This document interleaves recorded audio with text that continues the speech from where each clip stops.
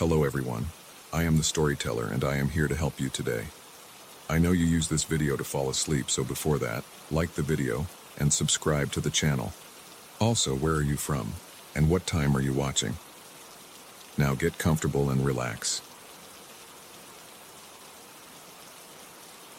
I arrived late in the afternoon with a small suitcase and a backpack. The place was an old house on a quiet street far from the city center. The owner had given me a room on the top floor. He told me it would be quiet and empty. He said there were no other guests, no other tenants, and that I would have the entire floor to myself. I wanted isolation. I wanted a few days of silence. I paid in cash, got the key, and climbed the stairs. My legs felt a bit weak from the long drive and the poor sleep I had been getting lately. I hoped these days away would help me clear my head. When I entered the room, I saw a bed with clean sheets and a simple wooden chair next to a small table. There was a heavy window with old glass and a thick curtain. There was a low cabinet with 2 drawers for my clothes. The floor was hardwood, old and uneven, with some dark stains that looked like spilled coffee or water. The walls were painted white, but the paint seemed thin, like it had been there for decades. Under the door, I could see a bit of light coming from the corridor. The room smelled like dust and old wood. I closed the door and locked it. I tried to open the window, but it stuck. I pulled harder and it finally slid open, letting in some cool evening air. I unpacked my clothes. I placed my toothbrush and razor in the small bathroom that was connected to the room by a narrow door. The bathroom had a toilet, a sink, and a small shower with a yellowed curtain. I noticed the pipes made a faint rattling sound when I turned the faucet. I guess the plumbing was old. I sat on the bed. The springs creaked under my weight. I stayed there for a few minutes, listening. I heard nothing unusual. I decided to walk around the top floor. The corridor was long and had 4 rooms, including mine. 2 of the rooms were locked. One was empty, just a bare room with a dusty floor and a cracked mirror on the wall. The corridor ended at a thick wooden door that was also locked. The owner had said not to worry about the other rooms, that they were not in use. The hallway had dim light from a single bulb. The wallpaper was peeling. I touched it and felt the rough plaster behind it. The air smelled stale. I returned to my room. It was getting dark outside. I closed the window and turned on the small lamp next to the bed. It cast a weak yellow light, enough to see around but not enough to feel comfortable. I sat down and tried to read a paperback book I had brought. After a while, I felt hungry. I went downstairs, expecting to find someone or a kitchen. The first floor had a large foyer and a few doors. One led to a dusty sitting room with old chairs and no TV. Another was a closed study with no one inside. I found a small kitchen that looked barely used. There was a stove, a sink, and an old fridge with a few bottles of water and a carton of milk. No fresh food. I had brought some canned soup, so I opened one and heated it on the stove. I ate it straight from the pan. The metal spoon scraped the bottom, making a sharp sound. I went back upstairs and got ready to sleep. I left the corridor light on and the door slightly open. I wanted to feel less alone. As I lay in bed, I heard a faint sound through the wall. It was a whisper, but I could not understand the words. I leaned closer. It sounded like someone reciting names. They were names I did not recognize. The voice was low and hoarse. It paused between names as if waiting for someone to answer. I did not move. I stayed there, listening, my mouth dry. After a few minutes, the whispering stopped. I got up and pressed my ear against the wall. Nothing. I opened the door and looked into the corridor. It was empty. I checked the empty room. It was still empty. I returned to bed and tried to sleep. I woke up in the early morning, feeling stiff. I had not slept well. I remembered the whispers. I thought maybe I had dreamed them. I got dressed and went downstairs. The front door was locked. I tried to find the owner or anyone, but I saw no one. I saw a note on a side table in the foyer that said he would be away for a few days. He left a phone number in case of emergencies. I tried calling it on my cell, but there was no signal. My phone showed no bars. I felt a bit annoyed, but decided to spend the day out. I got in my car and drove around town, buying some groceries and water. I planned to make a quick dinner later and try to sleep earlier. When I returned, it was late afternoon. The house was silent. I carried my grocery bag upstairs. On the way, I noticed one of the locked doors was slightly ajar. I stood in front of it. Inside, I saw a dark room with a large wardrobe and a bed frame without a mattress. There was a smell of mold. I reached inside to flick a light switch.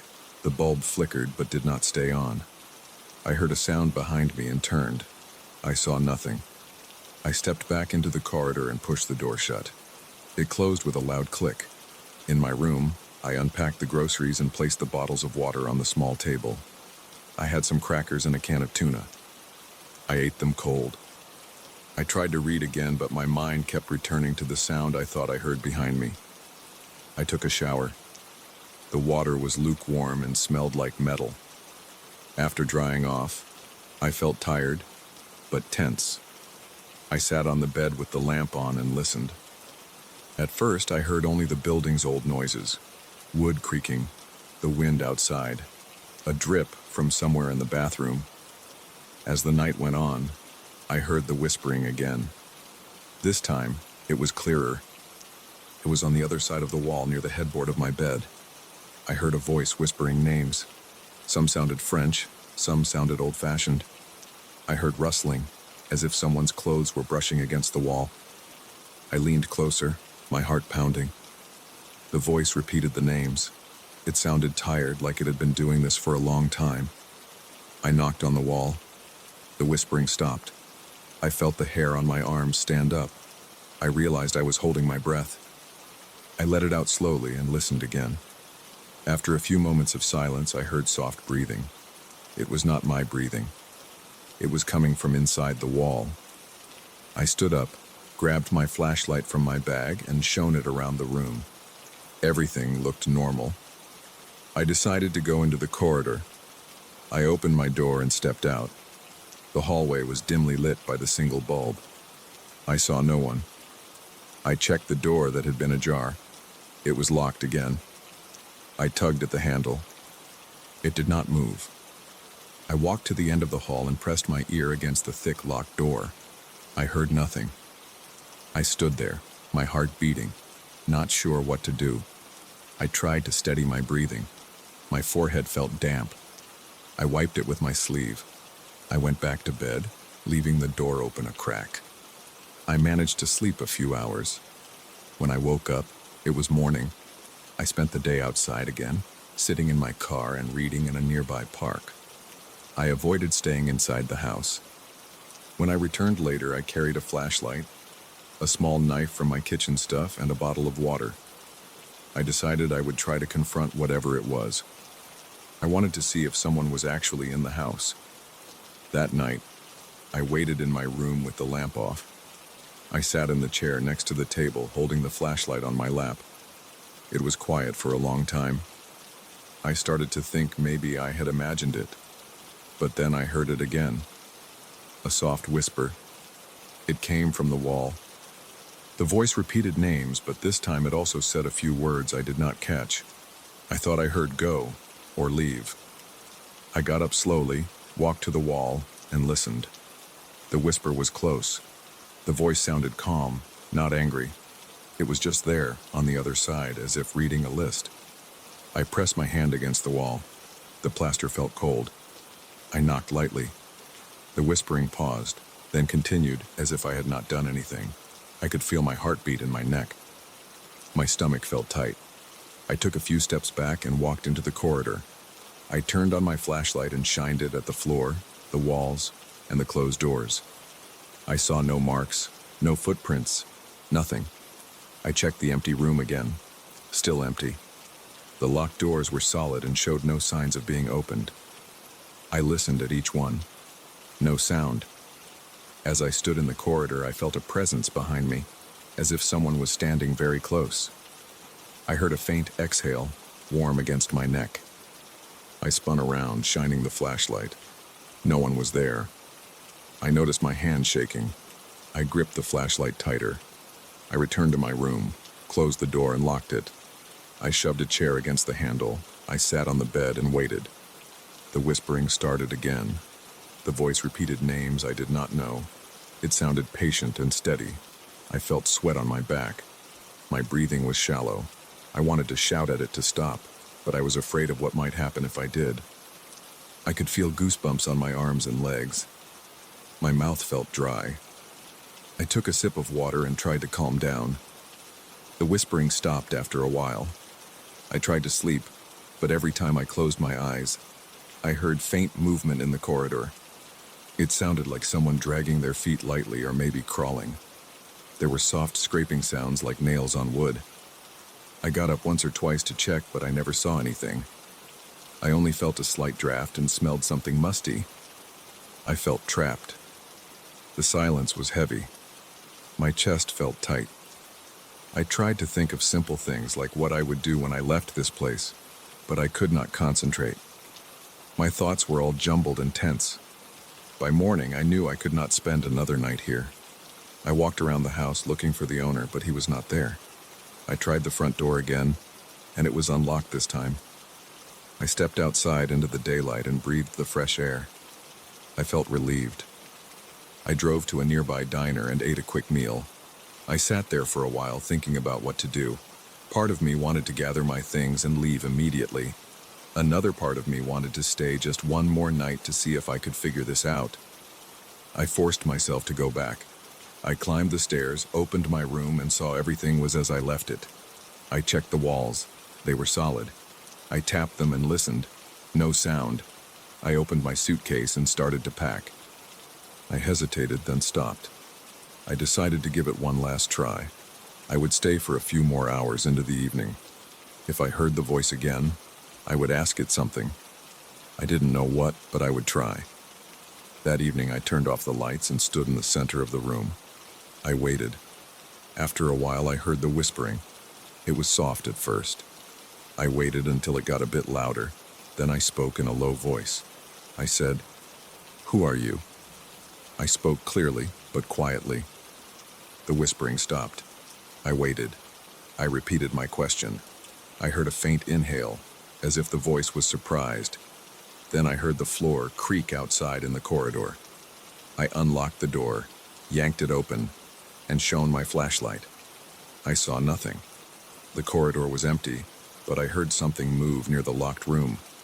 I stepped closer and tried the handle. It turned this time. Inside, the wardrobe door was open. I walked in and shined my light inside the wardrobe. It was empty, just old wood.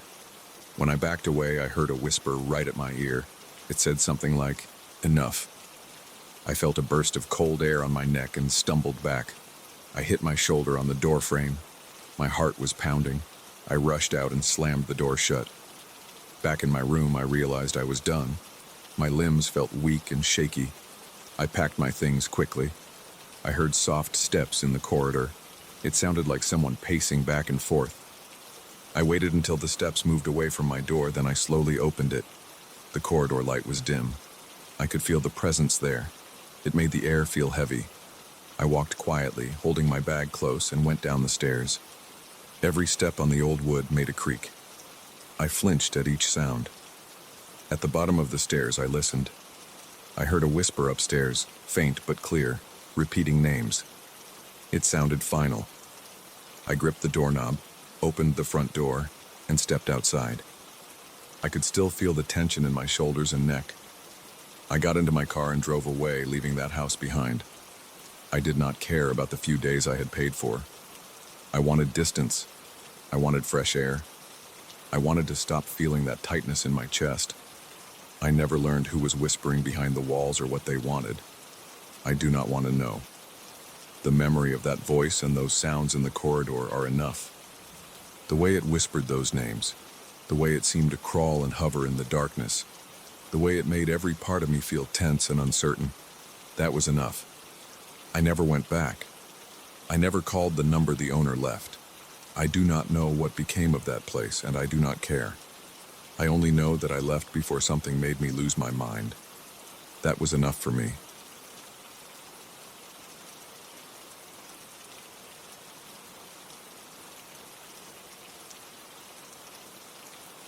I noticed it the second night after I moved into my new place. I had barely unpacked my clothes when it happened. I was standing in front of my living room window, looking across at the building opposite mine. It was late, past midnight. Most windows were dark, except for one on the 5th floor. I saw my face on its glass surface. At first I thought it was just my reflection bouncing off some strange angle, but it looked off. The eyes in that reflection seemed darker, the cheeks thinner. I blinked, and the reflection didn't blink with me. Instead, it stared straight back at me, like it was waiting for something. I live alone in a 1-bedroom apartment. The place is new, with those smooth white walls and that sharp smell of fresh paint and clean surfaces. The building is quiet. The hallways have this soft lighting that never flickers. The elevators hum, and the lobby is empty most of the time. The windows in my apartment are large, meant to let in a lot of light during the day. At night, they turn into big black panels that reflect everything inside. I usually don't mind that, but after I saw that face, I started feeling uneasy.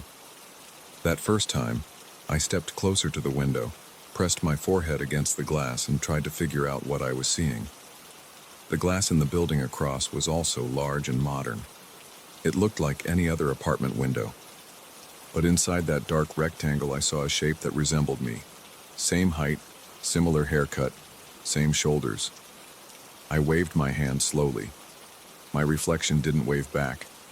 It just stood there, facing me, its chin slightly lowered, its eyes sunken. I couldn't make out details like skin color or hair texture well. It was too dark, but I sensed that the thing was looking right at me. My throat felt dry.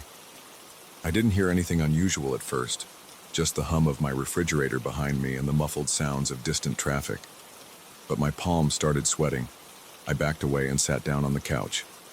I turned on the TV, trying to break that moment. I didn't look outside again that night. I told myself I was just seeing a weird reflection, maybe caused by some odd lighting in my apartment. I tried to relax. I watched a stupid show until I felt tired, and then went to bed. I slept fitfully, waking up every couple of hours. I don't know why, but I felt like someone was watching me through the walls. The next evening, I couldn't resist checking again. Part of me wanted to pretend nothing had happened, but I walked right to the window as soon as it got dark outside. The same window across the gap was lit up. The reflection was there again. This time I reached out and touched my glass. The reflection looked like it was touching the glass on its side too, but its hand didn't align with mine. It was as if it was reaching at a different angle. I saw a slight tilt in its head. Then I noticed its eyes more clearly. They looked sunken, like two deep holes. There was no bright reflection in them, no shine. Just dark, hollow spots. I heard my own breathing. I smelled this strange scent in my apartment. It was faint at first. It reminded me of something sour, like old sweat or spoiled milk. I checked my fridge, but everything seemed fine. The smell was stronger near the window. I opened the window a crack to get some fresh air. As soon as I did, a soft breeze came in, and I felt a strange pressure in my ears, like going up in an elevator too fast. I shut it again. The reflection didn't move. I felt a shiver on my neck. I tried waving my arms wildly. I jumped up and down. The reflection didn't copy me. It just stared. My stomach tightened. I rubbed my face and tried not to panic. I told myself it was a trick of light, maybe something on that apartment's window, some weird decoration. But it looked too much like a person. It even had my general shape. That was what made it so disturbing. It was like looking at a version of myself that wasn't connected to me at all. Over the next few nights, I experimented. I turned off every light in my apartment and stood by the window. The reflection still appeared, even though now my apartment was dark and it should have been impossible to see my face reflected in that distance. The figure was always there, staring, not imitating me. When I leaned in close, I saw it breathing. Its shoulders moved slightly up and down. Mine were still. I tried opening and closing my mouth. It didn't follow my movements. Instead, sometimes it tilted its head slowly, like it was curious about me. I started feeling a heavy tension in my chest every time I approached the window. The sour smell got stronger at night. It lingered around my living room. I wiped down the walls, checked the ventilation, sniffed every corner. The smell didn't seem to come from anywhere specific. It just hovered in the air. I also noticed that whenever I stood by the window, my ears felt blocked, like I was under some kind of pressure. My head felt heavy and my eyes watered slightly. I tried ignoring the window. I pulled down the blinds and turned my back to it. But that didn't help. I felt it behind me. I felt something in the air. My muscles stayed tense. I couldn't relax. I spent hours on my couch, with the TV muted, listening for any sound. Sometimes I heard a soft creaking noise like someone stepping on a loose floorboard. But my floor is solid and I live alone. I walked around the apartment stepping hard, trying to recreate the sound. I couldn't. I tried talking to someone about it. I ended up chatting with the security guard in the lobby one afternoon. I asked if there was anyone living in that specific apartment across from mine, or if there had been any complaints about strange reflections at night. The guard looked at me confused and said the building across was mostly offices and storage rooms on the facing side, not apartments. He said no one should be there at that hour. I thanked him and went back upstairs. That night I felt restless. I paced around. I ate dinner standing up, hardly tasting my food. I took a shower and stood under the hot water longer than usual, trying to calm down. When I finally looked out the window again, the reflection was there, unchanged. I turned off all my lights, hoping that might break the illusion. In the darkness, I could still see the shape in the opposite window. Its face was clearer, though still dark around the eyes. I reached forward, pressing my palms against the glass. My heart was pounding. I leaned in until my nose almost touched the pane. The reflection leaned too, but not in sync. It moved a moment after me, as if considering what I did before deciding to move. Its hands were at different angles, not mirroring mine. Its head was lower. I watched its lips. They were slightly parted, and I thought I saw them tremble. I backed off, breathing hard. My legs felt weak. I sat on the floor, resting against my couch. The smell was strong that night. I could taste it in the back of my throat. It made me gag. I got up and opened all my windows in the living room. I needed fresh air. The breeze came in. I felt a sudden chill, even though it wasn't cold outside. I looked over at the window again. The reflection was there. I said something. Just a single word, maybe, hello. Of course, it didn't respond. I don't know why I spoke. It felt wrong. I couldn't ignore the situation anymore. I decided to do something. I didn't know what, but I couldn't just sit there. The next day, I stayed out of my apartment as long as possible. I worked late, had dinner out, and came home close to midnight. When I stepped into my living room, the lights of the opposite building were off. I exhaled and felt a small relief. Maybe I wouldn't see it tonight. I stood in the dark and watched. After a few minutes, a faint light flickered on in that window. There it was again. This time, the figure pressed closer. I could see the outline more clearly. It had my frame, but the shoulders seemed a bit narrower and the neck a bit longer. I noticed its jawline, sharp and tense. The eyes were dark holes. They didn't glow. They just sucked in light. I felt something brush against my shoulder. I turned around, expecting to see a loose curtain or something, but nothing was there. The air felt thick. My eyes stung. I stepped away from the window and walked slowly to my kitchen. I opened a bottle of water and drank. My hand was shaking. I tried to think of a rational explanation. Maybe someone in that building was playing a prank, projecting an image. Maybe the glass had some weird coating. But why would the reflection move like that? I turned on every light in my apartment. I put music on my phone, something calm and steady. I tried to pretend everything was normal. After about 20 minutes, I turned the music off and stepped back to the window. The figure was gone, only darkness remained. I sighed and felt a sudden wave of relief. I turned to leave, but I heard a faint tapping sound from outside. I moved closer to the window and listened. A soft tap, tap, tap, like a fingertip on glass. I checked my own window, thinking maybe something outside was hitting it, maybe a bird or a branch. But I was high up. There was no balcony, no tree branch. I tapped my own glass with my fingernail. I produced a similar sound. Then I listened. I heard the tapping again, but this time it seemed to come from the opposite building. I squinted. I saw a faint outline. The figure was back, dimmer this time, as if standing a few feet away from the window. I noticed its hand now. It was pressed against the glass, fingers splayed. They were long and thin. I decided I couldn't deal with this alone anymore. I grabbed my phone and tried to call the building's front desk. No one picked up. It was late. I tried calling a friend, but it just rang.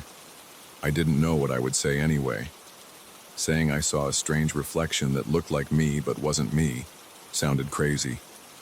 I stood there holding the phone, looking out the window. The figure's hand slowly dragged down the glass on its side. I couldn't hear the sound, but I imagined it. The sour smell in my apartment got stronger. I coughed and opened a window again, trying to let it out. As I breathed the night air, I felt a slight dizziness. My vision blurred for a moment. When I focused again, I saw the figure in that window had moved closer. It filled almost the entire frame now. I could see its face in detail. It looked like me, but thinner, paler. The skin around the eyes was dark, as if bruised. The lips were tight. The nose was slightly bent.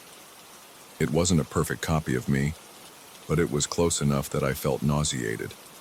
I tried to think of something to do. I grabbed a flashlight from a drawer and aimed it at the other building's window. I shone a bright beam of light directly across. I saw the light reflect on the glass. The figure didn't flinch or move away. It just stood there. I could see its outline more clearly now. It wore something dark, no pattern visible. Just a dark shirt or jacket. The hair looked like mine, short and neat. I turned the flashlight off and dropped it on the floor. I backed away again, stumbling into my coffee table. I heard a soft grunting sound escape my throat. My eyes watered. I wiped my face and stood there, breathing hard. The tapping started again. I could feel it in my temples. I imagined it tapping on my side of the glass. I rushed to the window and pulled the blinds down. I stood there, holding the cord, my knuckles white. With the blinds down, I couldn't see it anymore, but I knew it was there. I listened for any sound. The apartment was quiet except for my own breathing. The smell was still there. I decided to sleep in my bedroom with the door closed. I turned on the bathroom light and left it on all night. I lay in bed staring at the ceiling, waiting for morning. I heard occasional creaks from the living room, but I refused to go check. In the morning, I felt tired and shaky. I ate a quick breakfast and went to work early, leaving the apartment behind. During the day, I felt normal. The smell was gone from my mind. I even started doubting what I had seen. But when I returned that evening, stepping into my quiet apartment, I smelled that sour scent right away. I knew what was waiting at the window even before I looked. I forced myself to approach the blinds. I lifted them just enough to peek outside. The figure was there, pressed so close that I swore I could see the pores on its skin. Its eyes were locked on me. I heard my heart beating in my ears. I felt the heavy pressure in the air. My throat tightened. I let the blinds fall back into place. I stood there in the dim light of my living room, clenching my fists. I considered leaving, maybe checking into a hotel, but I didn't want to run. This was my home. I tried banging on my own window, shouting, demanding it go away. I got no response. I unplugged my TV and faced the window, hoping the lack of electric light would help. It did nothing. The shape remained. Eventually, I sat down with my back to the wall and just waited. Hours passed. I dozed off a few times. Each time I woke, I smelled that sour scent. My neck was stiff, my legs cramped. I avoided looking at the window. Around 3 a.m, I stood up and raised the blinds fully. I wanted to face it. I looked out, and for the first time, the figure seemed to move slowly back, fading into the darkness. The window across went dark again. I listened. No tapping, no creaking. I pressed my forehead to my own glass and stared at the empty darkness outside. The pressure in my ears lessened and I breathed easier. I stood there for a long time, waiting for it to return. It didn't. I'm still here. I haven't told anyone the full truth. I keep my blinds down most nights. But sometimes, I sense it in the room. I feel the sour smell and hear soft creaks in the floor. When I lift the blinds, sometimes I see just darkness. Other times, I see it standing in that opposite window. It looks a bit more like me each time, like it's adjusting itself. It never moves in sync with me. It never imitates my gestures. It just watches. I don't know what it wants. All I can do is wait and hope it never crosses that boundary. For now, it seems stuck on the other side. But I feel it here in the air around me pressing closer. I'm not sure how long I can stand it.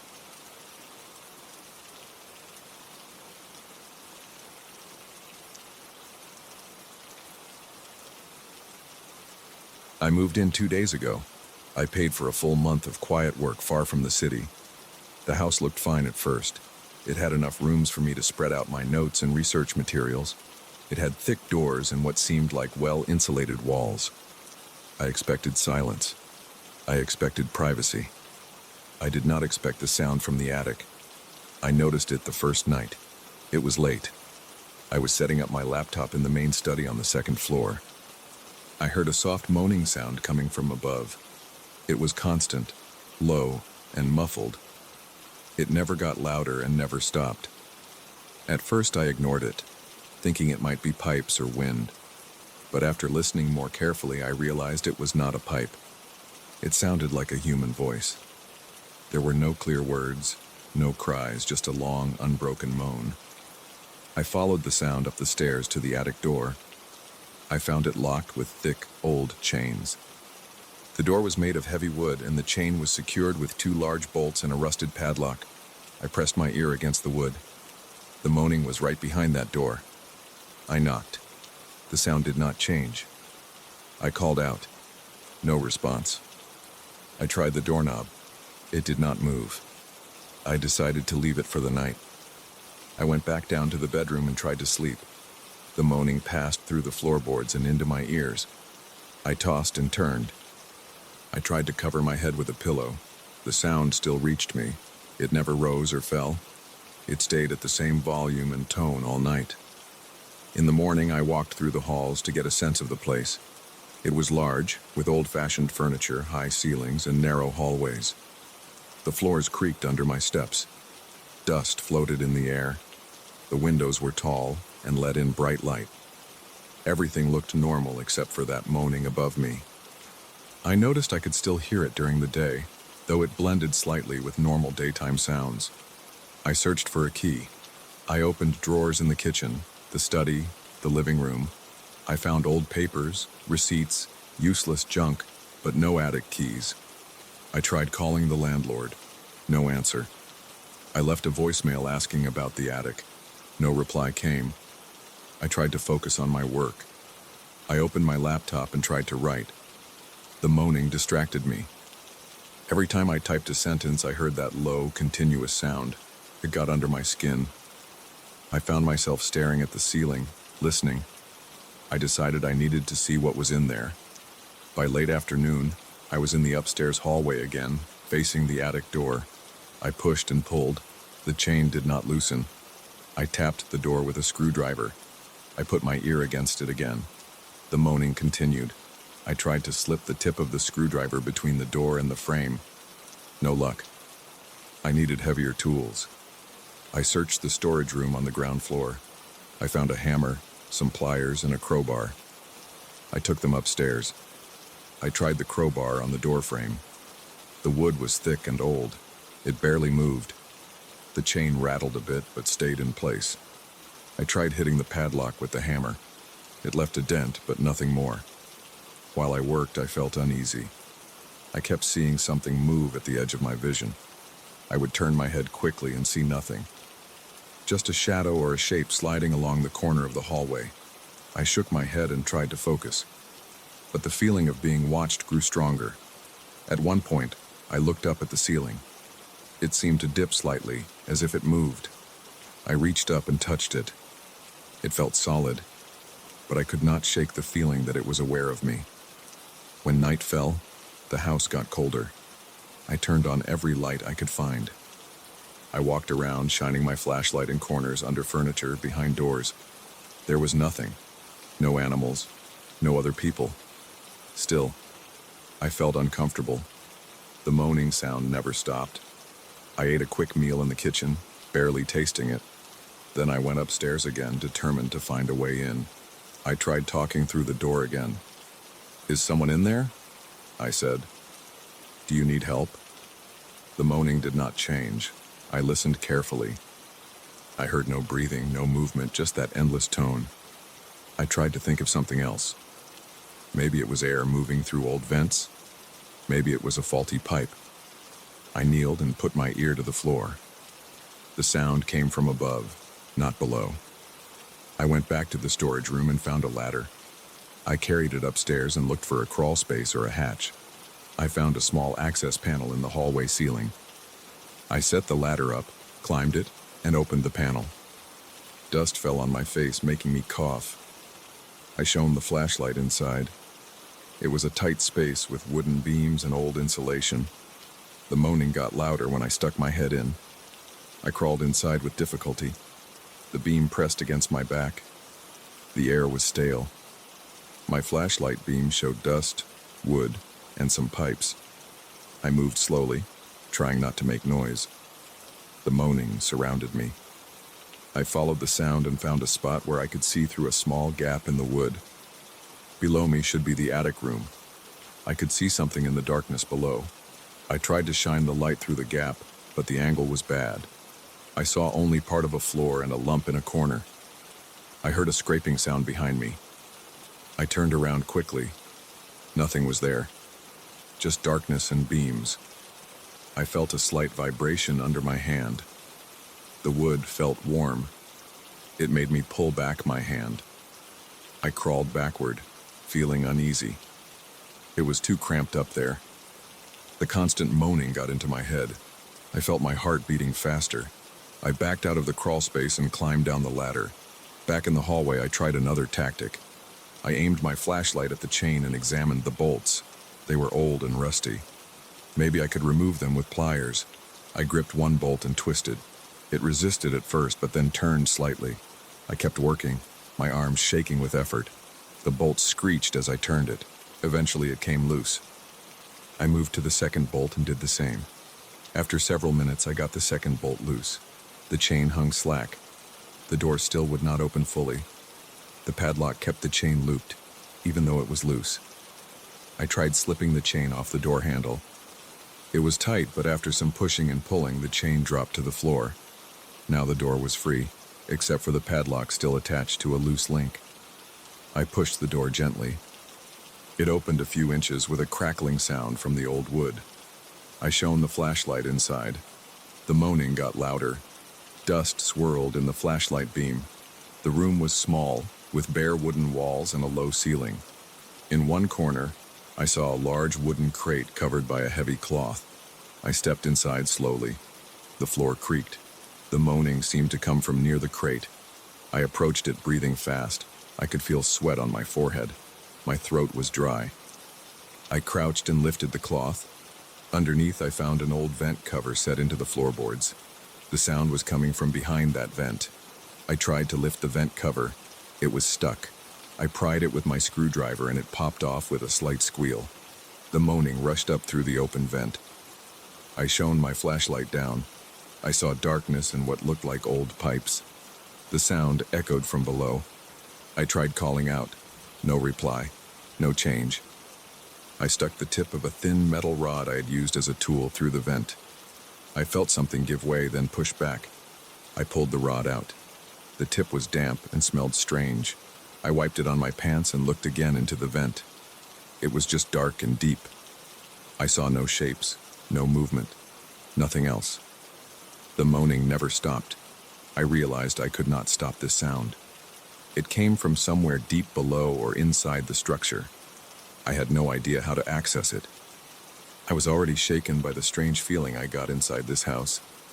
The shadows in the corners, the uneasy warmth in the beams, the shifting ceiling. I decided I did not want to dig any deeper. If there was something down there, I could not reach it, and it did not seem interested in talking to me. I left the vent open. I left the cloth and the crate where they were. I stepped back into the hallway, my legs feeling weak. I closed the attic door behind me. I did not bother replacing the chain. I stood there for a moment, listening. The moaning was now clearer, not muffled. It spread through the hallway. I could not escape it, but at least I knew what was in there. Just a vent in the floor. I went downstairs to the kitchen and drank another glass of water. I tried to calm down. My heart was still pounding. My arms were sore from prying bolts and hammering at the door. I could still hear the moaning, just quieter from down here. I decided to work in the living room, as far from the attic as possible. I sat at a small desk near a window and opened my laptop. I could still hear the sound. It never ended, never changed. I tried to type, focusing on the project I had come here to complete. I could feel my muscles tense. I expected to see shadows slide across the room again, but I kept my eyes on the screen. I expected the walls to creak and the ceiling to shift, but I ignored it. I just typed, letting that constant moaning fill the background. I had paid for a month. I would stay and I would work. The sound would not stop, and I had no way to stop it. All I could do was keep writing and hope that somehow I would get used to it.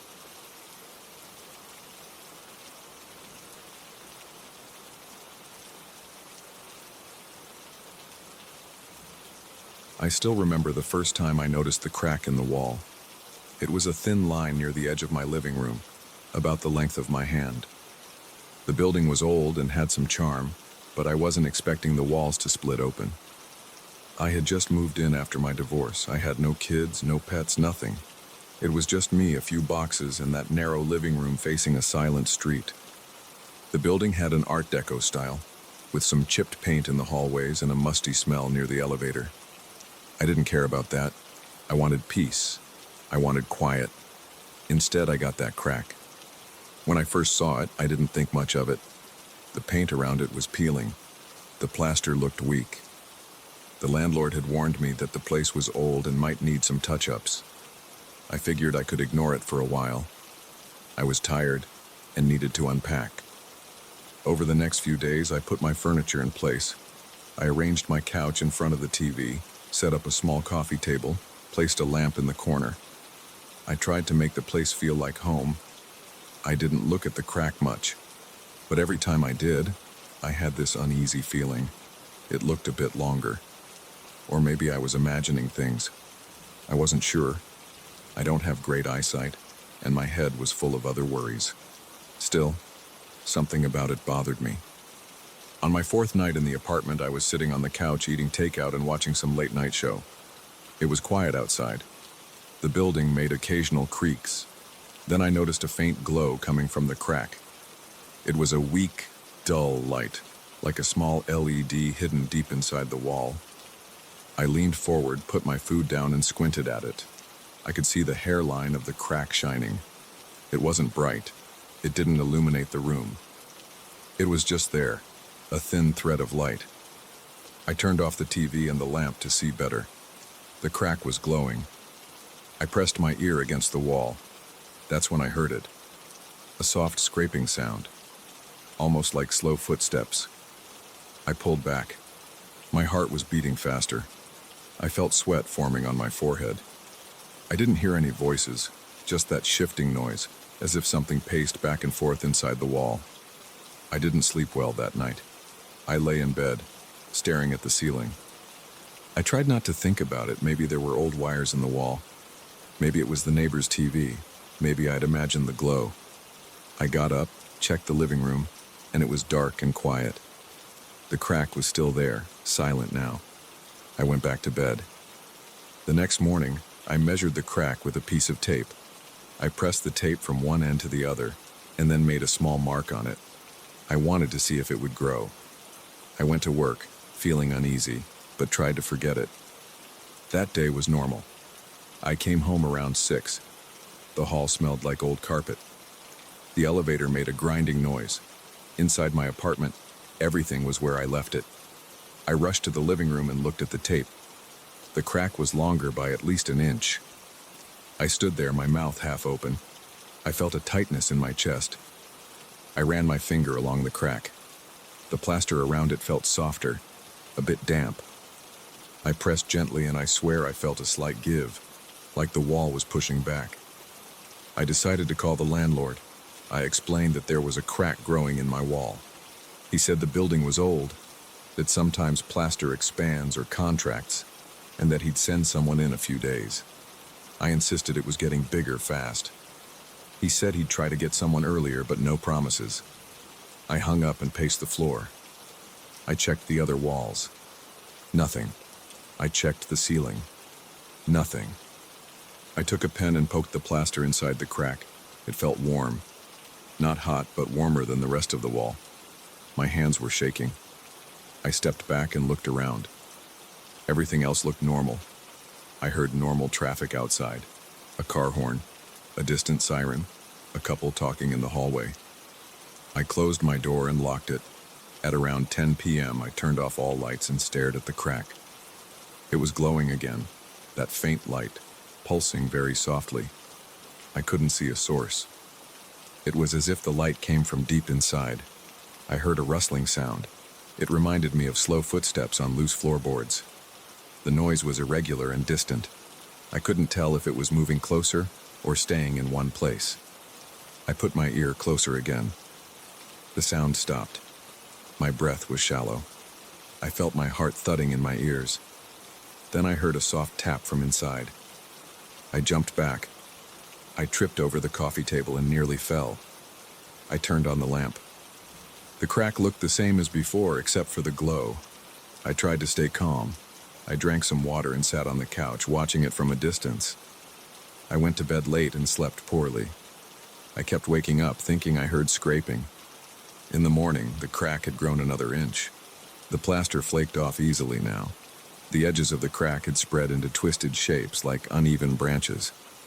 I pressed my hand on the wall again, still warm. I tried to ignore it and went to work. At the office, I couldn't focus. I just kept picturing that glowing line. I left early and came home while it was still daylight. With the lights on, the crack looked ordinary, just a bit bigger. I tapped the wall with my knuckles. I felt a slight vibration. I didn't hear anything else, though. The landlord said a maintenance guy would come tomorrow. Before going to bed, I set up my phone to record video throughout the night. I turned off all the lights and let it record while I stayed in my bedroom. I couldn't sleep anyway. I kept thinking about the noises.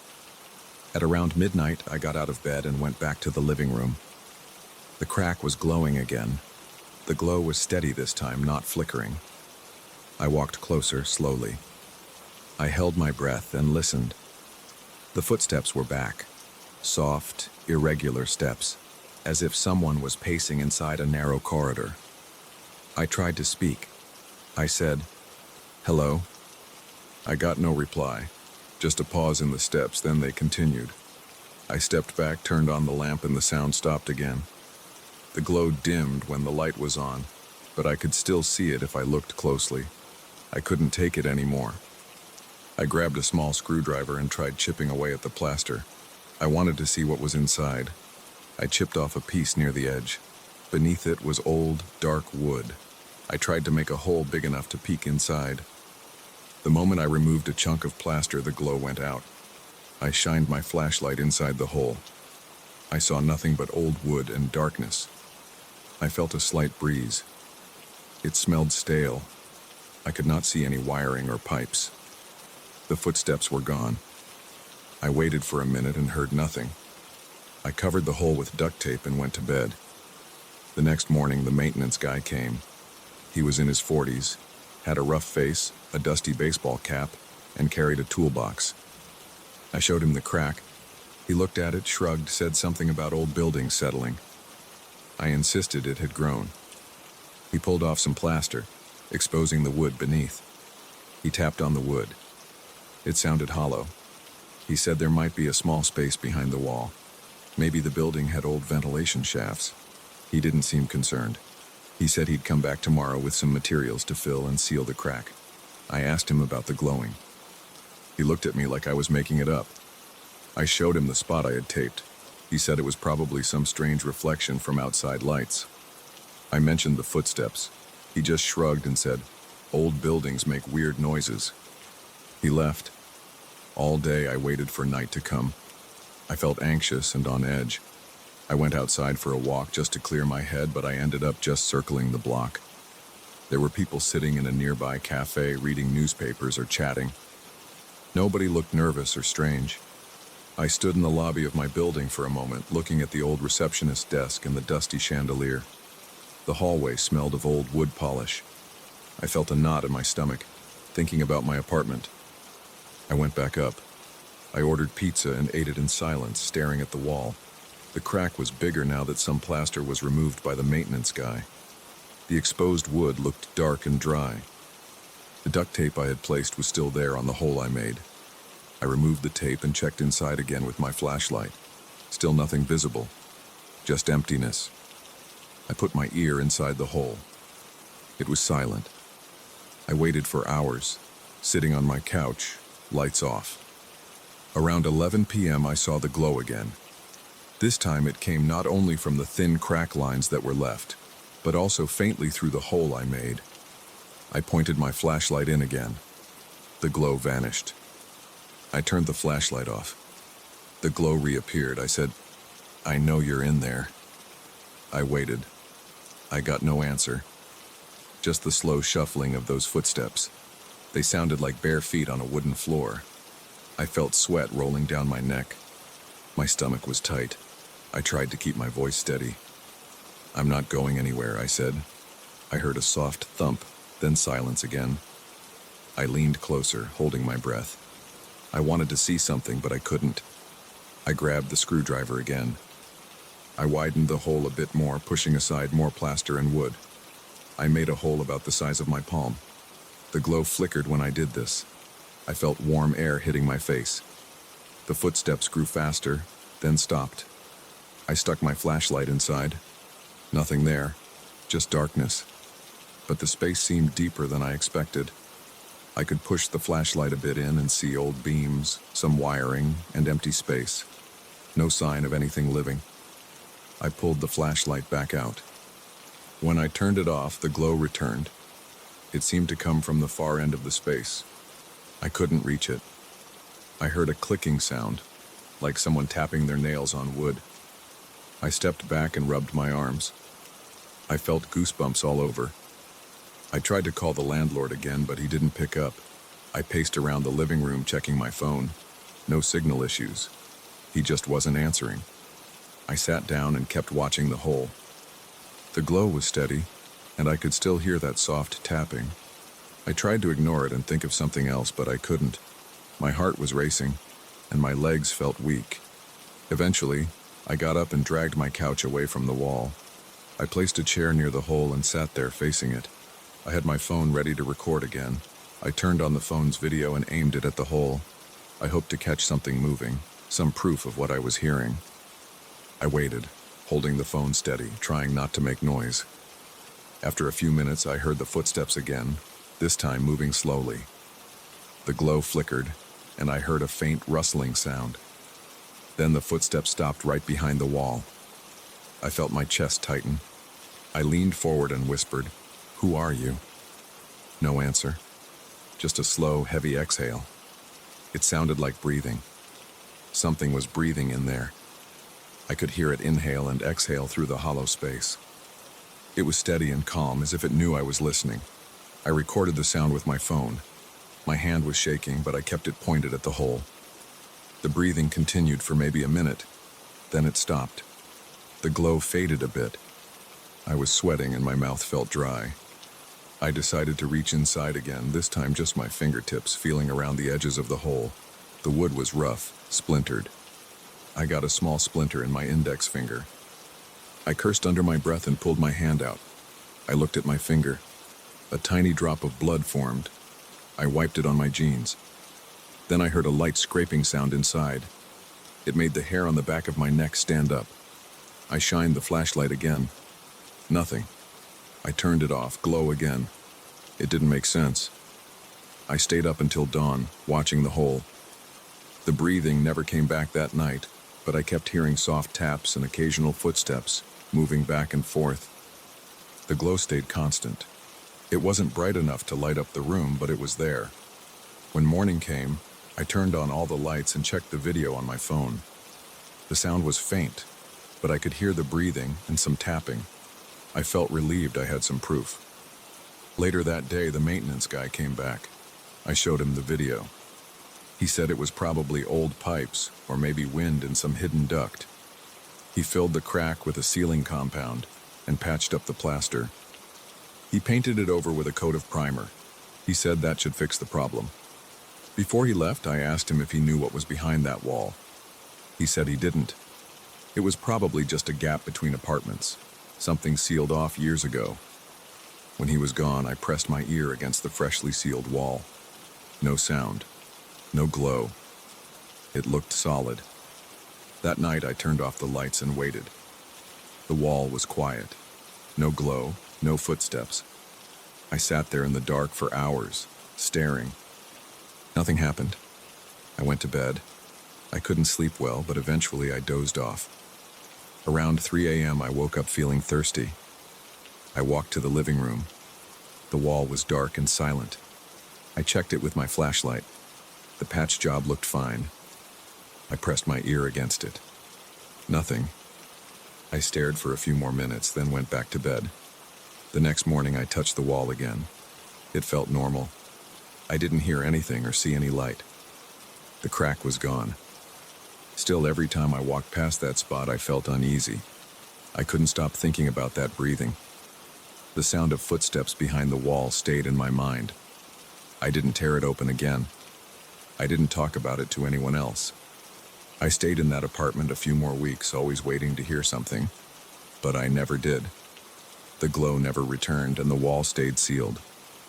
All I had left was that recording on my phone, and the memory of that strange feeling whenever I stood in front of the wall.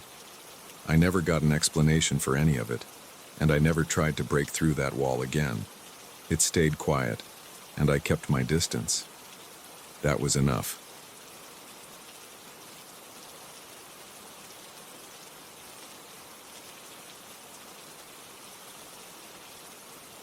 I shut the cabin door with force and pressed my back against it, holding it there for a moment. I felt my legs shaking a little. The day was almost over, but the light outside was still enough to see the tree line. Thick fog hung between the trunks, making the pines look taller and darker. I had chosen this place because I wanted quiet. I needed to step away from everything. Instead, I stood in a small wooden cabin with no electricity, just a weak flashlight and a few candles, feeling the air pressing in on me from all sides. The cabin had a single room, a narrow cot, a small wood table, and a few chairs. The floor was uneven. The walls smelled like old wood. There was a tiny window facing north. I had covered it earlier with a rag, trying to keep the cold air out, but it did little good. There was a door facing east, the one I had just slammed shut, and a small stovepipe jutting out through the roof for the fireplace. I could smell smoke from the short fire I had lit an hour ago. It was already dying down. I set my flashlight on the table, aiming its beam at the door. I had a few candles, but I saved them for when the flashlight batteries ran low. I stood there trying to listen. The air outside was quiet except for a distant rustling, probably branches and needles shifting in the wind. It was late afternoon, and the sun would set soon. The sky was already turning dull and gray through the trees. The fog crept closer. It felt like a damp blanket around everything. I walked to the window and moved the rag a bit. I saw the pines stretching out in all directions. The ground outside was uneven and covered with fallen needles. My truck was parked about 50 yards away down a rough path, but it was hidden behind a few large trees. I had planned to stay here for several days. I brought enough canned food, a few bottles of water, and a sleeping bag. I had no radio, no phone signal, nothing. I thought isolation would help me calm down. I had been feeling stressed for a long time, and I wanted silence. No machines, no lights, no people. I wanted to breathe slowly and clear my head. But as evening fell, I felt uneasy. I walked outside earlier, just after noon, trying to gather some dry wood. The forest was quiet, but it did not feel empty. I sensed something watching me. I could not explain it. I looked around many times, but I saw no one. Still, I hurried and gathered what I could, then returned to the cabin. Since then, I had stayed inside. The light from the flashlight was weak, so I turned it off and lit a candle. I sat on the cot and tried to relax. I opened a can of beans with my pocket knife and ate them cold. They tasted bland, but they filled my stomach. The darkness outside grew thicker. The candle flame flickered on the rough wooden walls. I tried to keep my breathing slow and steady. Then I noticed movement outside through the window. I stood up and pressed my eye to a gap in the rag. I saw shapes in the fog. They looked like human figures, maybe 3 or 4 of them, standing between the pines. I could not make out faces or clothes. They looked like silhouettes. At first I thought it might be hikers passing through, but they did not hold flashlights, and they did not carry bags. They were just standing there. I watched them for a minute. They started to move. It was a slow, twisting movement, as if their arms and legs bent in odd angles. I saw them step around each other, turn their heads, and sway. They did this without making any sound. I waited, expecting them to come closer, but they stayed in the same area, maybe 20 yards from the cabin. I kept staring, trying to see details, but the fog and the fading light made it impossible. Their silhouettes looked dark gray against the white mist. After a while, I realized I was holding my breath. I forced myself to breathe normally. I gripped the window frame. The figures kept moving, like a slow dance. They spun and twisted, but not in a graceful way. It looked strange. Their bodies seemed flexible, but I could not be sure. At some point, I whispered to myself, asking what they were doing. I got no answer, obviously. I tried tapping on the window with my knuckle, making a soft sound, hoping they would notice and say something. They did not react. They kept moving. I felt a light sweat on my neck. I closed the rag again and stepped back. The cabin felt colder. I looked at my candle. The flame was steady. I picked up my flashlight and turned it on, shining it around inside. Everything looked normal. The cot, the table, the chairs, my small bag of supplies. I decided to open the door a crack and see if I could hear them outside. I turned the doorknob slowly, pulling the door just an inch. Cold air swept in. I heard nothing but the wind. I pushed the door closed again. I sat back down on the cot. My heart was beating fast. I told myself that if they were just people, they would eventually knock on the door or call out. But they did not. I waited at least 10 or 15 minutes. I got up again and checked the window. They were still there, still moving in that odd way. Their silhouettes blended with the dark trunks behind them. The fog shifted, sometimes revealing a shoulder, a bent arm, a tilted head, then hiding it again. They never stepped forward. They never stepped back. I felt trapped inside the cabin, too afraid to walk outside and confront them, too unsure to ignore them. Eventually, I decided to try and sleep. The candle was halfway done. I had a spare one. I lit the second candle and blew out the first. I placed the burning candle inside a small tin can to keep it stable. I lay down on the cot, fully clothed, boots on. The sleeping bag lay rolled up at my feet. I watched the ceiling. It was just wood planks, some knots and cracks, nothing else. I could not see the silhouettes from my bed. I tried to calm down. I told myself that maybe they would leave after a while. Maybe they were just lost travelers acting strangely. I closed my eyes. I do not know how long I stayed like that. I do not think I slept at first. I drifted in and out of a half-conscious state. I would listen carefully, then drift off, then wake up again. I think the candle burned low. After what felt like hours, I became aware of a sound above me. It was a soft scratching noise. It sounded like something scraping against the roof shingles. The cabin's roof was just simple wooden boards, covered by some tar paper on top. It was not thick. I could hear the sound clearly. A slow, irregular scratch. Sometimes it stopped. Sometimes it began again. It reminded me of an animal clawing, but I did not know what kind of animal would climb onto a roof in the middle of the night. I sat up, holding my flashlight. I aimed the beam at the ceiling. I saw nothing, just the wood planks. The scratching continued for a moment, then paused. I stood up from the cot and listened. Then I heard voices. They were muffled, coming from above, maybe at the edge of the roof or just beyond it in the trees. The voices were low and rough. I could not understand a single word. They spoke in some language I had never heard before, with harsh consonants and a guttural tone. It sounded like a conversation between at least 2 or 3 individuals. I felt the hair on my arm stand up. My throat tightened. I did not want to speak. I barely breathed. I pointed the flashlight at the door and waited. The voices continued, sometimes overlapping. They did not shout. They spoke softly, but with an intensity that made my heart pound.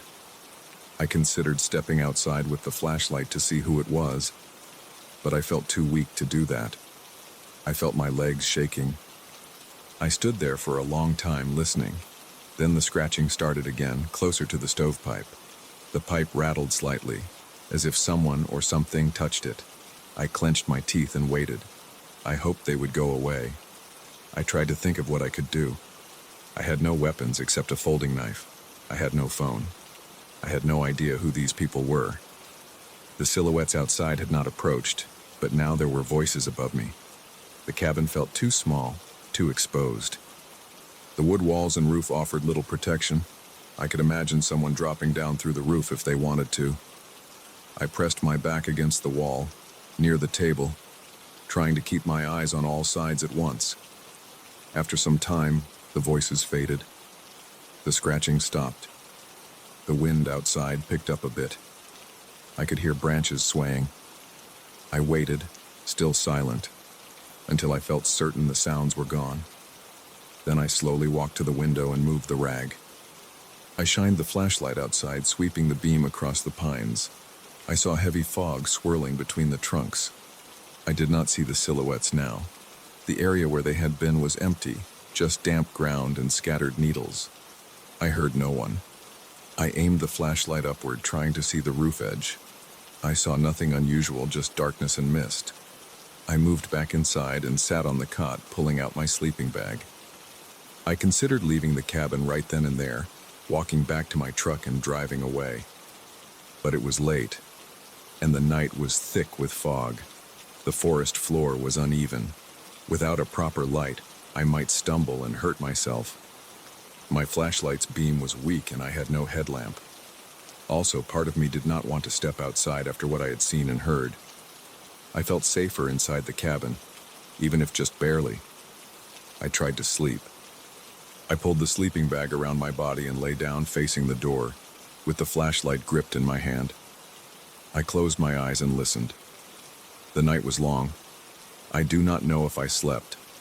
I must have drifted off because I remember waking suddenly at some point, heart pounding, certain I had heard footsteps outside. I listened carefully. There was nothing, just the wind and an occasional creak of branches. I breathed slowly and tried to relax. At some point, a faint light appeared behind the window rag. Dawn was coming.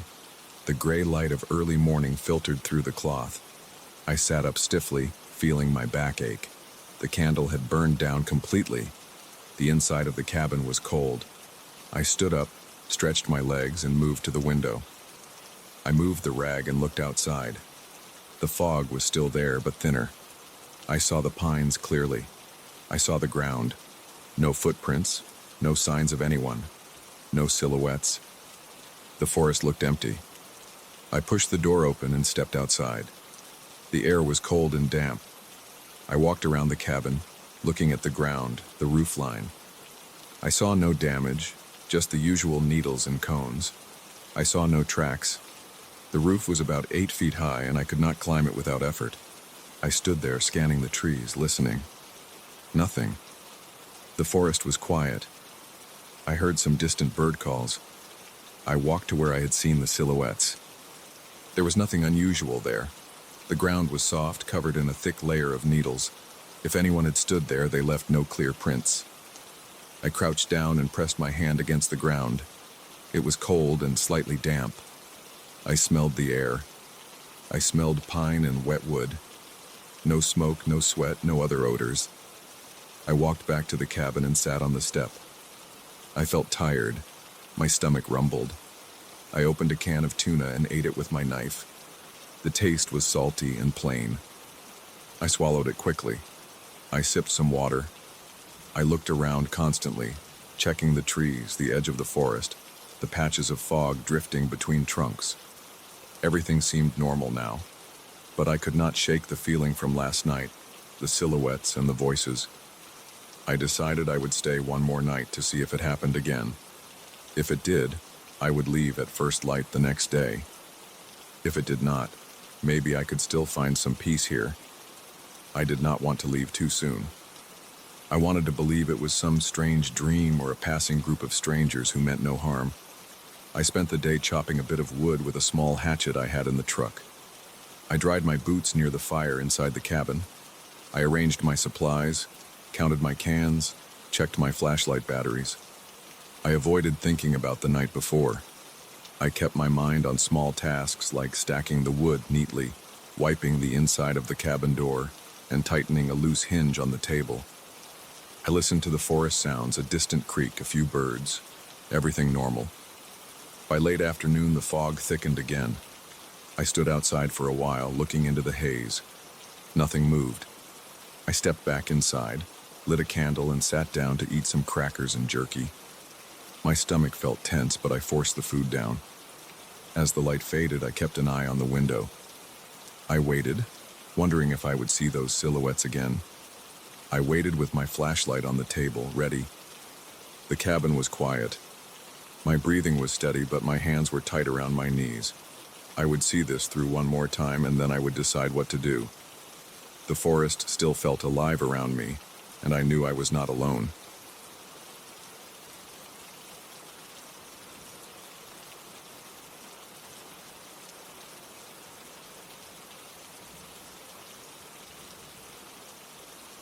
I step into the cave entrance with my headlamp on and my tripod bag resting against my shoulder. The entrance is damp and narrow, and I can feel cool air against my face. My boots grip the slick limestone floor as I move forward. Water drips somewhere far inside, and the sound echoes back. I'm here to photograph stalagmites and stalactites, and I want a quiet place without any distractions. There's no one else here. I parked my car about a mile away and hiked through thick brush just to reach this place. It's not a tourist spot. It's an old formation, known only to a few local climbers. I came for the silence and the undisturbed formations. I want to get the kind of shots that make my portfolio stand out. But as soon as I step deeper, I sense that I'm not alone. I push forward through a tight passage, ducking my head and shuffling sideways with my gear. My hands brush the cold stone. It's slippery, and I have to pause a few times to keep my balance. I try to focus on the task. I'm thinking about camera settings, low light adjustments, exposure times, the best angle to catch the mineral deposits. Nothing else should matter. I can't waste time imagining things. The only sound is my own breathing and the quiet drip of water. After a few minutes, the passage opens into a wide chamber with a low ceiling. I lean my tripod against a rock and run my hand over a smooth surface. My headlamp reveals mineral patterns. The formations are beautiful. Some stalactites look like they're inches from touching the stalagmites below. I crouch, adjust my camera, and take a few long exposure shots. The flash from my camera lights the room for a brief moment, then darkness again, except for my narrow headlamp beam. I stay still and listen. Nothing. Just silence. I move slowly around the chamber, looking for an interesting angle. I spot a group of stalagmites by a shallow pool of water. I walk over and set up my tripod. I'm steadying the camera when I hear something low and deep. It's like a hum or a chant. I freeze and turn my head. I stand still and listen. I can't place the sound. It's coming from somewhere in the darkness ahead, maybe through a smaller tunnel connected to this chamber. I lift my headlamp and shine it forward. I see nothing but wet limestone and a few small puddles. The sound stops. I keep listening. Nothing but the drip of water again. I try to shake it off. Caves can have strange acoustics. Maybe it's just the wind outside or water moving through cracks. I return to my camera and frame a shot of the stalagmites with the reflection in the pool. I hold my breath to avoid camera shake and press the shutter. The flash goes off, capturing the moment. I check the display. The photo is good. Sharp detail, nice reflections. I do a few more shots from different angles. I hear a faint rumbling sound. Not the flash. Something else. I stand up straight and grip my flashlight. I sweep the beam across the rocks. Still nothing unusual to see. I focus on the sounds. It's a low, vibrating tone. It's not constant. It rises and falls. A kind of deep chant with no clear pattern. It's unnerving. My heart starts to beat faster. I notice my breathing is louder now and I swallow hard. I don't want to panic. I came here alone and that was my choice. There's no cell signal, no quick exit. If I panic, I might slip or get lost. I tell myself to stay calm. I decide to move toward the source of the sound, just to see if I can understand what it is. I pack my camera and fold my tripod. I walk slowly, stepping carefully to avoid making noise. My boots press into the wet floor and I feel moisture creeping through the seams. The passage ahead is narrower and slopes downward. I try to keep the beam steady. The air feels heavier down here. The chanting grows slightly louder, but I can't pinpoint the location. It seems to echo off the walls. As I continue, I start to feel something else. It's a sensation of being watched. My skin tingles, and there's a tightness in my chest. My hands feel clammy. My legs feel stiff. I move slower now. The chanting continues. It's not a language I recognize. It's more like a sequence of guttural tones. They sound deliberate, not random.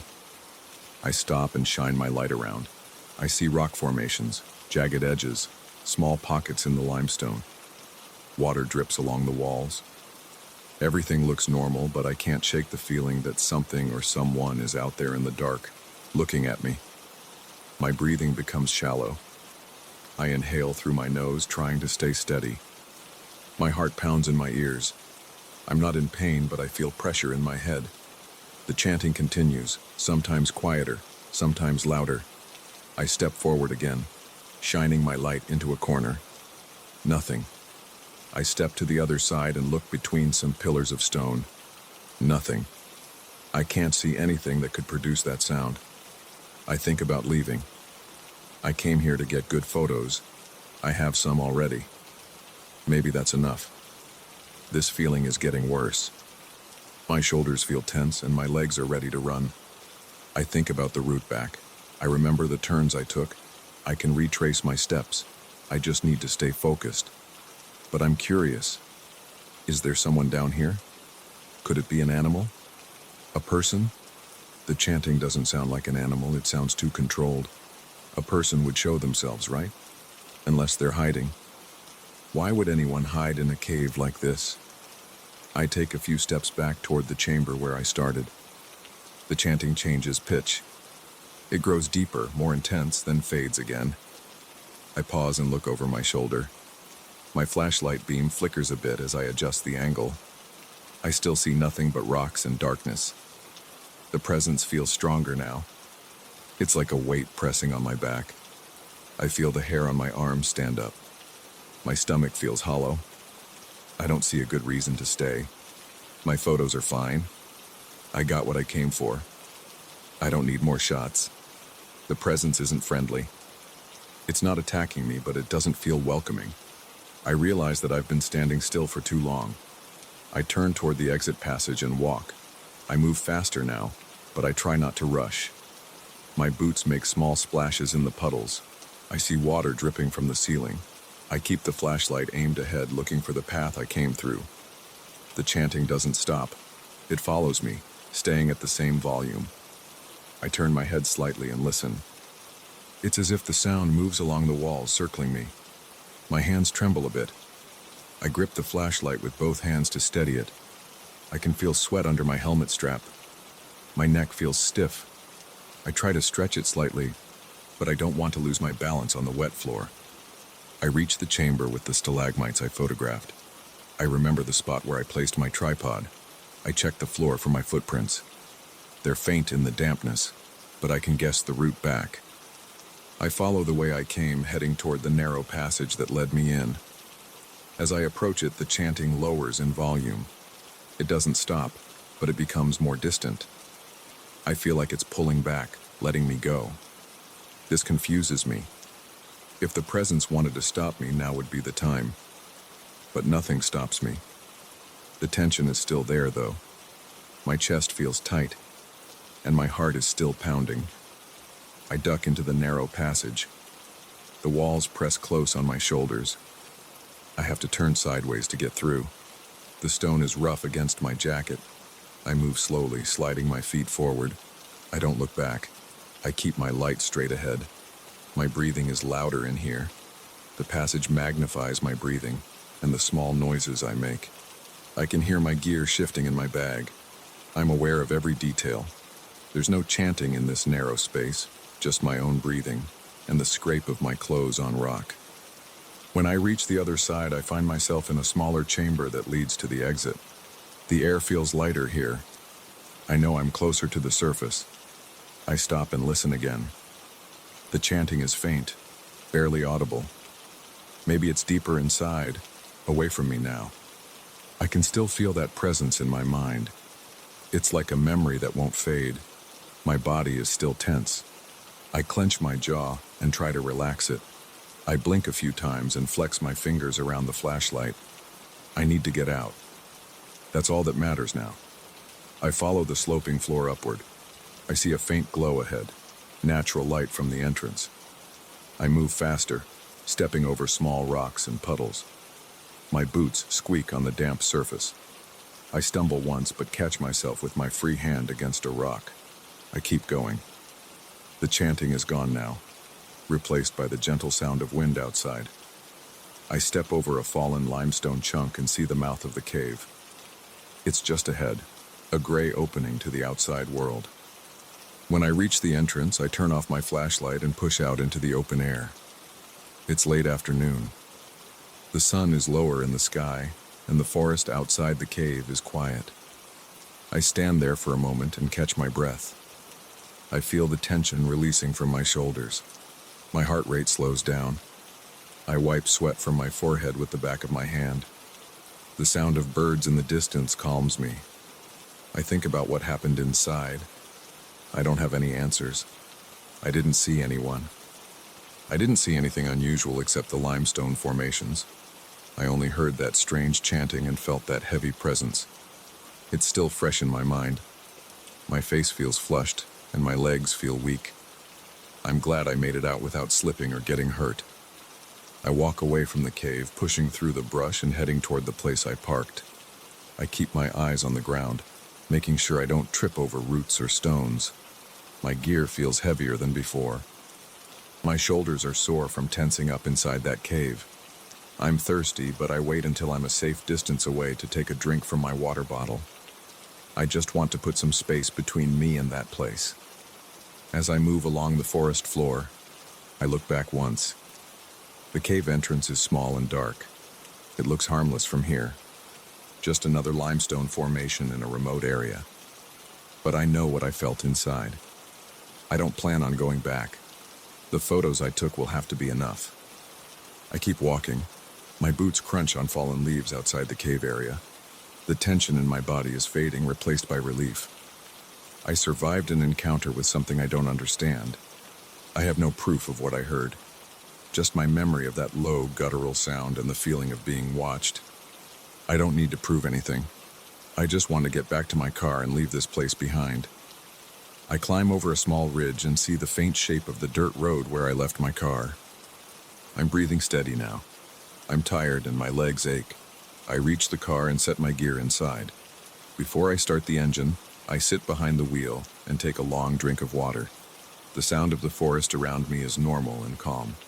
No chanting, no heavy presence, just wind and distant birds. I start the car and drive away. The tension slowly disappears with each mile I put between myself and that cave. I don't look back. I'm done with that place. The memory will stay with me, but I don't want to think about it anymore. I'm just glad I got out.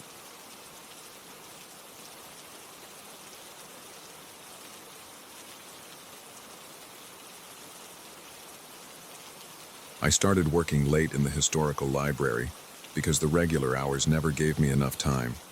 I needed to examine a large collection of old documents that few people cared about. Nobody paid much attention to the top floor, where some of the oldest books were kept in dusty shelves.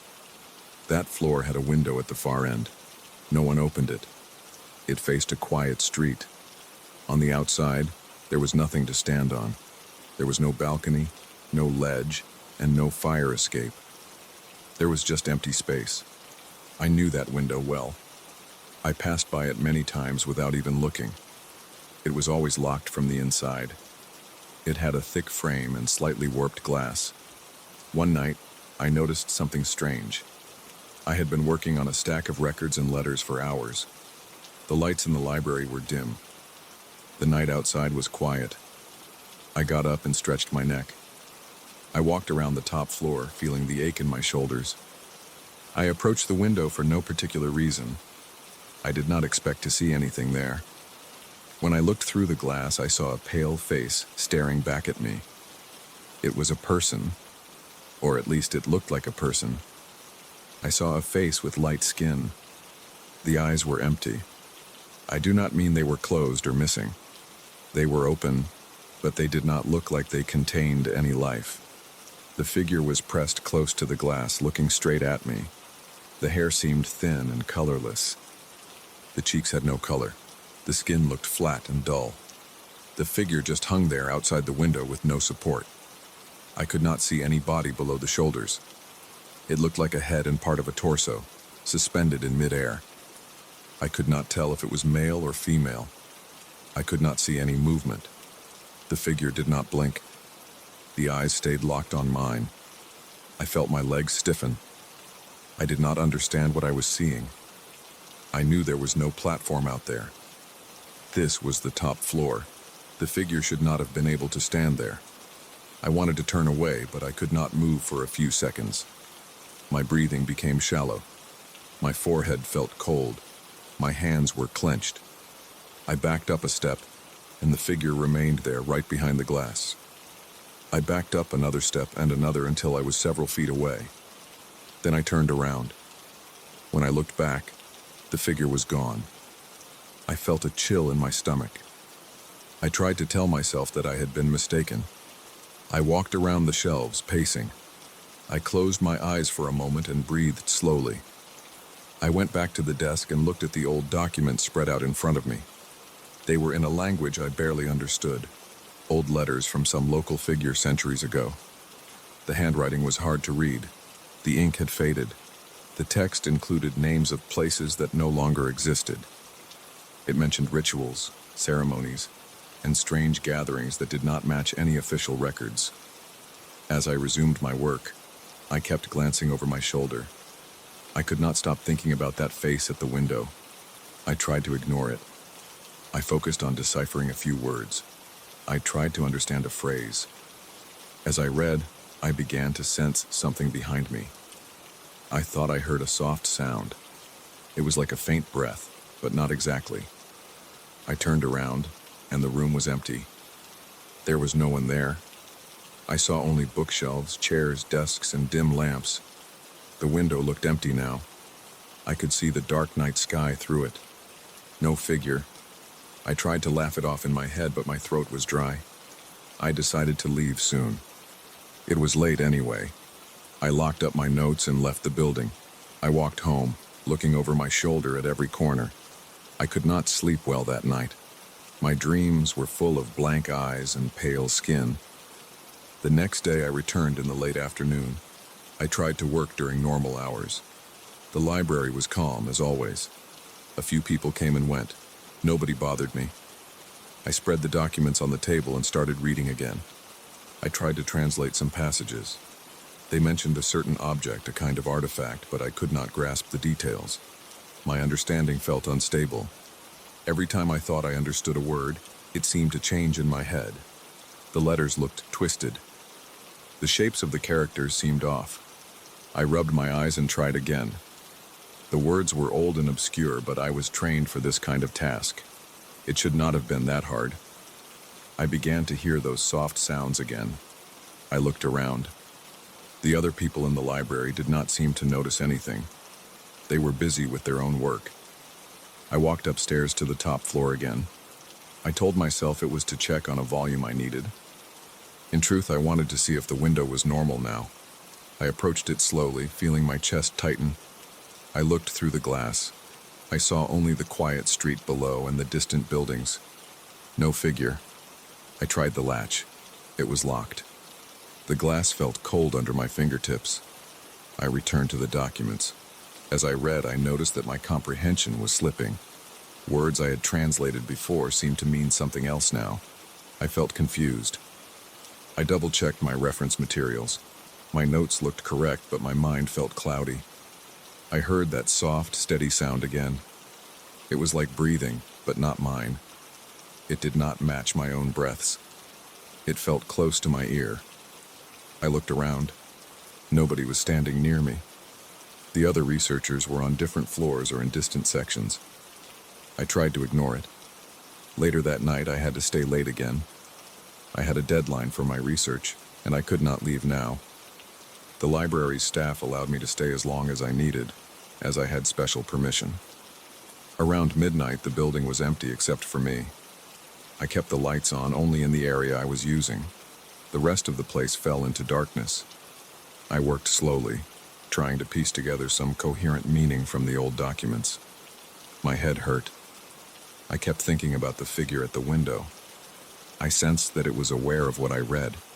It felt like it was trying to guide my eyes. Whenever I stumbled on a strange word, I felt a slight pressure in my ears. My vision blurred. Then I would see a faint shape at the edge of my vision. It would disappear if I looked directly at it. I tried to stay calm. I got up and walked around the top floor again, keeping my distance from the window. I did not want to see that face again. My stomach felt tense.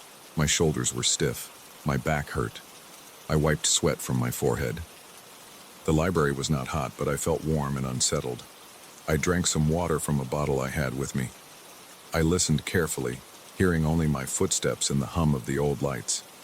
When I returned to my desk, I found that the documents were no longer in the order I had left them. I was sure I had placed them in a neat stack. Now they were spread out, slightly rearranged. I could not figure out if I had forgotten how I left them, or if something else had happened. I checked the doors. They were locked. I looked around the shelves. Nothing seemed out of place. I reminded myself that I was alone. I sat down and tried to continue. The words were difficult. Each time I looked at a line, I felt a strange tension in my neck. My eyes watered. The handwriting seemed to shift. I thought I heard a quiet whisper. The whisper did not form any words I knew. It sounded like broken syllables. The voice was soft and steady. It did not come from any particular direction. It felt like it was inside my head. My heart beat faster. My fingertips tingled. I stood up and moved away from the desk. I looked at the window. I wanted to know if the figure was there. I did not want to see it, but I had to check. I walked slowly to the far end of the floor. I stopped a few feet away from the glass and looked. The figure was there. It was pressed against the glass, staring at me. The eyes were still empty. I could see the pale skin more clearly now. There were no wrinkles, no blemishes, just a smooth, colorless surface. The figure's mouth was closed, the lips were thin. I could not detect any movement. There was no sign of breathing. Yet I heard the whisper again. It was steady and low, as if spoken through a wall. I stepped back. I breathed through my nose, trying not to panic. I felt a pressure behind my eyes. I reached for the nearest shelf to steady myself. I looked away from the window. The whispering stopped. I turned around and looked at the window again. The figure remained unmoving. I felt my stomach tighten. I could not understand what it wanted. I felt like it was waiting for me to continue reading. It was as if it needed me to look at those documents, to process those words. I did not know why. I only knew that my understanding of the text was not clear. Every time I tried, my mind locked up. I returned to the desk. I forced myself to read another line. The whispering returned. It was slow and steady, matching the pace of my reading. I focused on a single sentence. My head felt heavy. My arms were weak. I tried to write down my translation, but my hand trembled. The pencil slipped. I managed to write a few words, but they did not make sense to me. I wanted to stop, but a strong curiosity pushed me forward. I needed to know what these documents said. I needed to finish my research. I flipped through the pages. Some sections were unreadable. The ink had faded. In other sections, I thought I understood a phrase, but then the letters seemed to rearrange themselves in my mind. I tried covering part of the page with my hand. I tried reading the words one by one. The whispering continued, making me doubt my own memory. I tried speaking out loud. My voice echoed in the empty room. I said a few words slowly, and the whispering paused. Then it started again with a slight change in tone. It felt like the presence outside the window was reacting to what I said. I got up and walked over to the window once more. I looked at the figure and spoke clearly. "I don't understand what you want." The figure did not move. Its eyes remained locked on me. I pressed my hand against the glass. It felt cold. I felt a slight vibration, as if something was pushing back. The whispering faded into a soft hiss. I waited. Nothing changed. I stepped away and returned to the desk. I stayed in that library for several more hours. I kept trying to read, and each time I did, the whispering guided my eyes to certain lines, certain words. I noticed that the figure appeared only when I focused on certain sections. When I moved to a different set of documents, the whispering was softer. When I tried to skip pages, I felt a painful pressure in my forehead. I realized that I had to follow a certain path through the text. I did not know why, but I followed it. As dawn approached, I was exhausted. I had made some progress. I understood a set of instructions in the document. I understood certain references. I understood that the text described actions taken by people long ago. They had tried to record secret knowledge. They had sealed something in these words. I could not grasp all the details. I only knew that my understanding had changed. The whispering seemed pleased. It slowed down, becoming soft and distant. I looked one last time at the window. The figure was gone. The glass reflected only the early morning light. I felt drained. My eyes were dry. My hands shook. I packed my notes and left the library. Outside, the streets were quiet. I breathed the fresh air. My mind was cloudy, but I did not feel completely confused anymore. I understood that I had come too close to something unusual. I understood that the figure at the window was not a normal person. It might appear again, but I did not know when. I decided to take a break from this project. I needed to rest to calm my nerves. Over the next few days, I avoided the top floor. I worked on other tasks. I tried not to think about that presence. Sometimes I heard a faint whisper in my head when I closed my eyes at night. Sometimes I felt a slight pressure behind my forehead when I glanced at old documents in the library's archives. But I never returned to that window. I left it alone, hoping that the figure would not return. If it did, I was not sure I would be ready to face it again.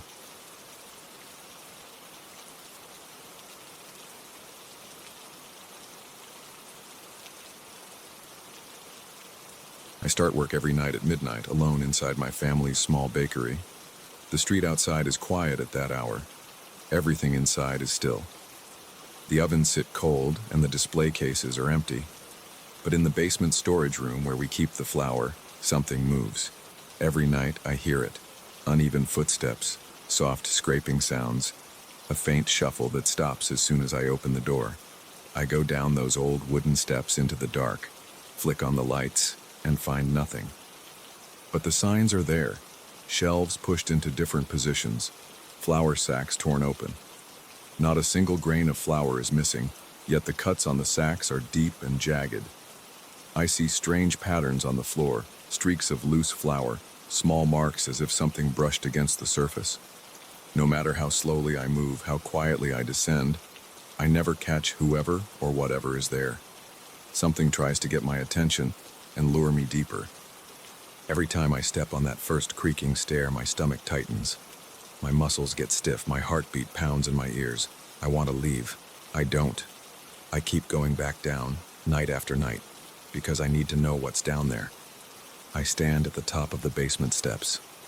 It's after midnight. The oven timers are set for early morning batches of bread and pastries. The main floor of the bakery is lit by a single lamp on the far counter. I keep the lights low to save energy and to relax. I prefer the quiet hours when no one comes to buy anything.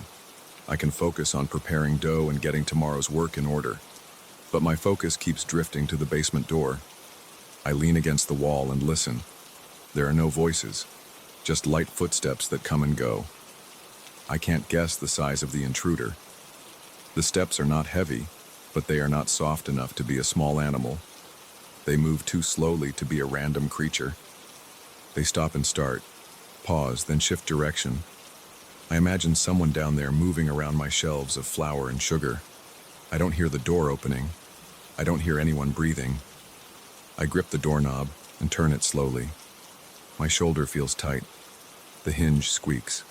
I close the door behind me and flick on the basement light. I step down the stairs.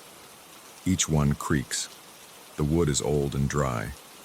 My shoes make a dull thud on each step. I hold the railing and keep my eyes on the storage area below. The light is yellow and dim. I installed it to save on costs, but now I regret not putting in brighter bulbs. The concrete floor comes into view. I see the wooden shelves arranged in rows. They are normally aligned straight, but now the first shelf is at an angle. I approach it. The top shelf holds several large sacks of flour, each one labeled and dated. One sack has a long cut across its side. Flour dusts the shelf and the floor. Nothing else seems changed. I run my hand over the torn sack. The cut is clean. It looks like it was done with a blade. I check the floor for footprints. I see a few faint shapes in the flour dust. I place my foot next to one mark. My shoe is bigger, but not by much. The intruder might have a shoe size close to mine. I stand still and hold my breath. The air smells stale and cool. I hear nothing but the hum of a distant refrigerator upstairs. I walk through each row, checking the shelves, touching the sacks, the boxes, the supplies. Everything is in place except for the rearranged shelf and the torn sack. I kneel down and look underneath one shelf. Dusty floor, a few stray pieces of twine. Nothing else. I check behind the shelves. They stand about a foot from the wall. Sometimes I see tiny cracks in the plaster, but no holes large enough for a person to slip through. I tap on the wall. Solid. I consider setting up some kind of camera. I tried once before with my phone, but the footage showed nothing. The shelf moved, but no one appeared. I thought maybe I missed something, but I watched the video 3 times. The shelf slid a few inches as if pushed by invisible hands. I climbed back upstairs, locked the basement door, and returned to my work. I shape dough into loaves, measure out ingredients for the morning pastries, and wipe down the counters. My neck feels tense. My hands tremble slightly. I keep picturing that cut in the flour sack. I can't figure out what the intruder wants. They don't steal anything. They don't damage anything beyond a few tears in the sacks. They change the positions of shelves and leave these subtle marks. It's like they want to be noticed. I glance at the basement door again. I feel a chill in my spine. I turn on some music to distract myself, but I keep the volume low so I can hear if something moves downstairs. An hour passes. I have trays of dough ready. I check the ovens. Everything is normal on the main floor.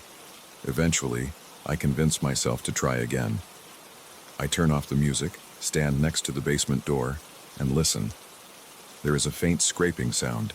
It stops as soon as I press my ear to the wood. I open the door without warning and flip on the light. I descend quickly this time, trying to catch whoever is down there. The steps creak louder under my sudden weight. The basement looks the same as before, but now a second shelf is slightly off angle. I approach it and see that one of the lower sacks is cut. The floor has a thin line of flour trailing toward the far corner. I follow the flour trail. It leads me near the corner where the walls meet.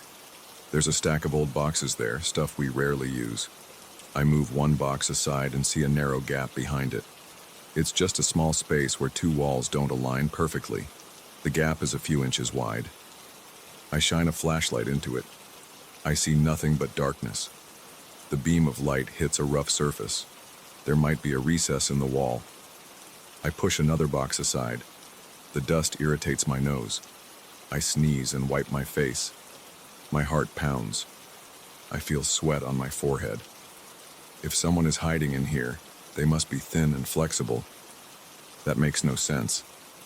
Maybe it's not a person. Could it be an animal? But animals don't use blades. Could it be someone playing tricks on me? One of my relatives messing with me? I doubt it.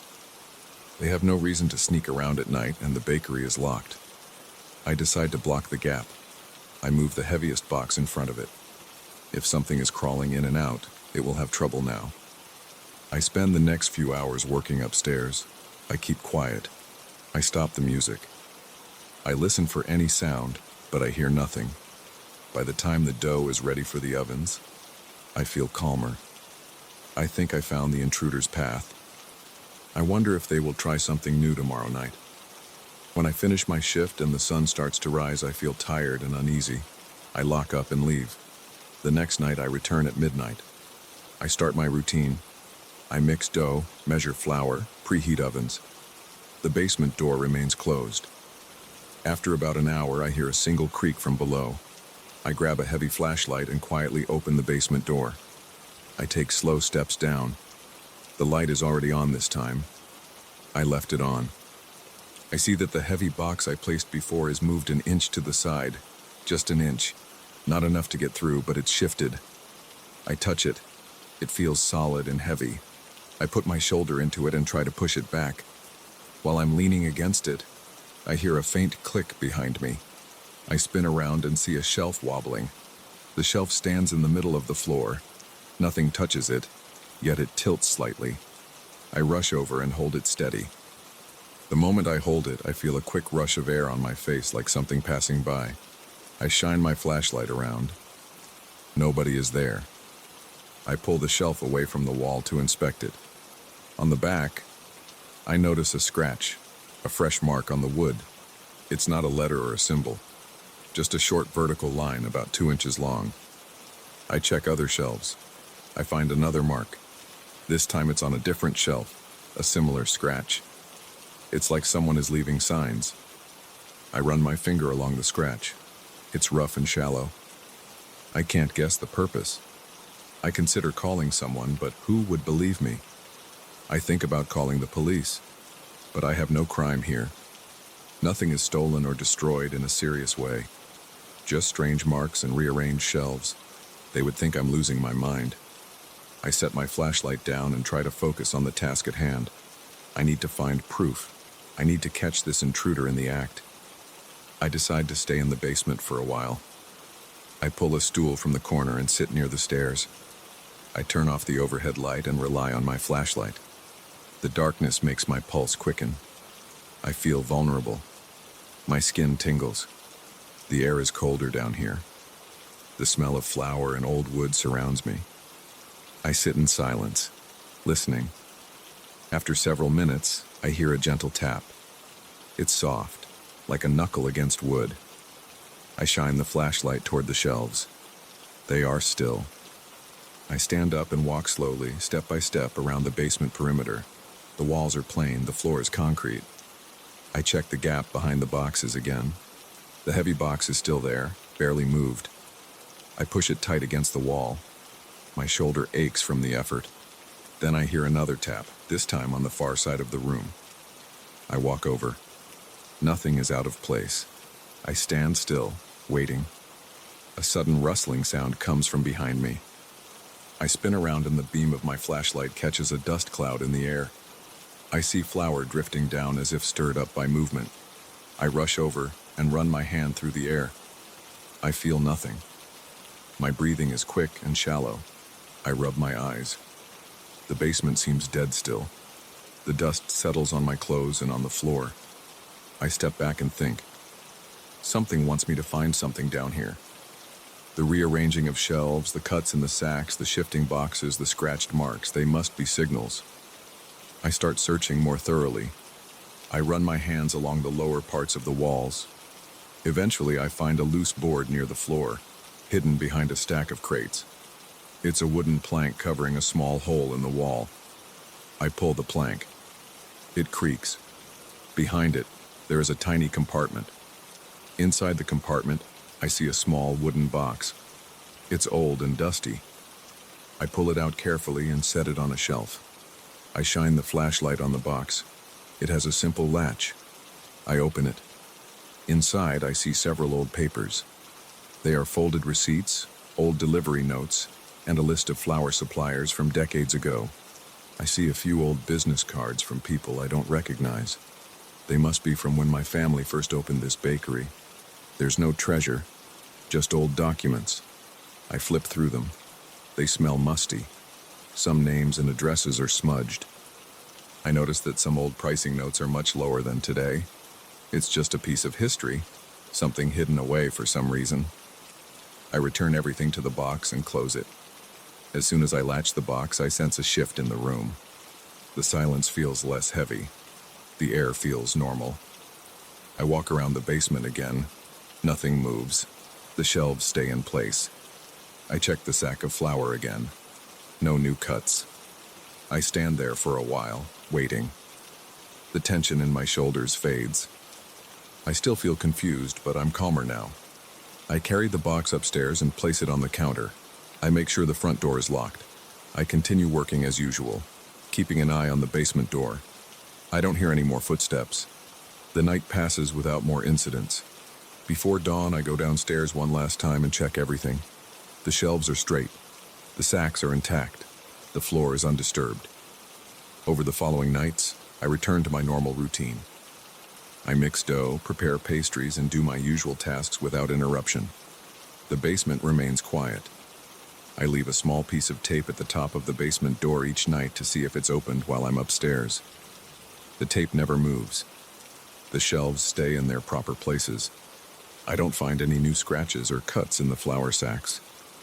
The hidden compartment remains empty, aside from a bit of dust. I keep the old box of documents in a safe place upstairs. Sometimes I open it and look at the old receipts. I wonder why someone hid them. I don't discover anything special. No secrets. They're just old papers. I never find out who or what caused all that commotion in the basement. Whatever it was, it stopped once I found the box. I still work here every night. When I look toward the basement door now, I feel a slight tension, but not the fear I felt before. Sometimes I stand at the top of those stairs and listen for any movement. I hear nothing. The presence is gone, or maybe it's still there but choosing not to show itself. Either way, my nights are quiet again. I get my work done. I focus on preparing bread and pastries for the morning customers. I still keep the door locked and the lights on downstairs just in case. That's all there is to it. I don't have an explanation. I just know what I saw.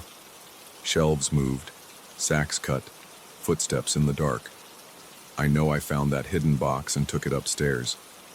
After that, nothing happened again. Maybe that's what it wanted. Maybe it just wanted me to find those old papers. I can't explain how or why. I only know what I experienced. Now I go through each shift without those strange interruptions. I feel relieved that it's over. If something else ever tries to get my attention down there, I'll be ready. Until then, I'll stick to my routine and keep my eyes open.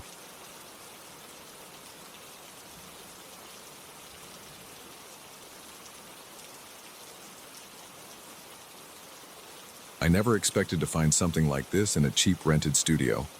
I came here just to write my book in peace. I saw the place listed online, a small studio with a desk, a chair, a bed, and a shelf of old books. The price was low. The owner said it had no internet and poor phone reception, but I didn't care. I wanted quiet. I wanted focus. I wanted to finish my damn novel. When I arrived, the first thing I did was drop my backpack by the door. I looked around. The studio was as plain as I imagined. A small wooden desk, a worn-out chair with a faded cushion, a narrow bed with a thin blanket, and a tall, dusty shelf pushed against the far wall. The shelf had 3 thick books on it. They had no titles on the spines. They had no covers, just thick blank hardcovers with a dull gray color. I touched one. The surface was rough. No author, no markings, nothing. I pulled one out and flipped through. The pages were thick and off-white, no page numbers, no publisher name, nothing. Weird. I didn't bother reading what was inside at first. I had my own work to do. I decided to settle in. I took my laptop out. It had no connection, but that was the point. I sat at the desk, opened a file, and tried to write. The silence in the room felt heavy. Outside, I heard distant traffic and the occasional shout from someone passing by on the street below. The window was small and let in only a bit of light. I turned on the desk lamp. The air smelled stale, like old paper and dust. I cracked my knuckles and wrote a few sentences, but my mind drifted.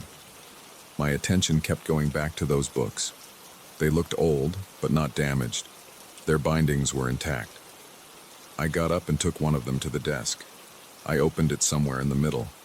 The text was printed in a plain font, black ink, aligned neatly. The first words I read caught me off guard. He stands by the desk holding the book in his left hand, touching the edge of the desk with his right thumb. I froze. I looked down at my hand. I was doing exactly that. My right thumb was tapping the edge of the desk. I looked back at the text. It kept describing me. His eyes flicked to the window, then back to the page. He narrows his eyes, puzzled. I did narrow my eyes, and my heart started pounding. I turned a few pages forward to see if it still matched. It was blank for a while, then more text appeared. It said, "He flips through the pages too fast, frustrated, looking for answers that won't come easily." I stopped flipping. My throat felt dry.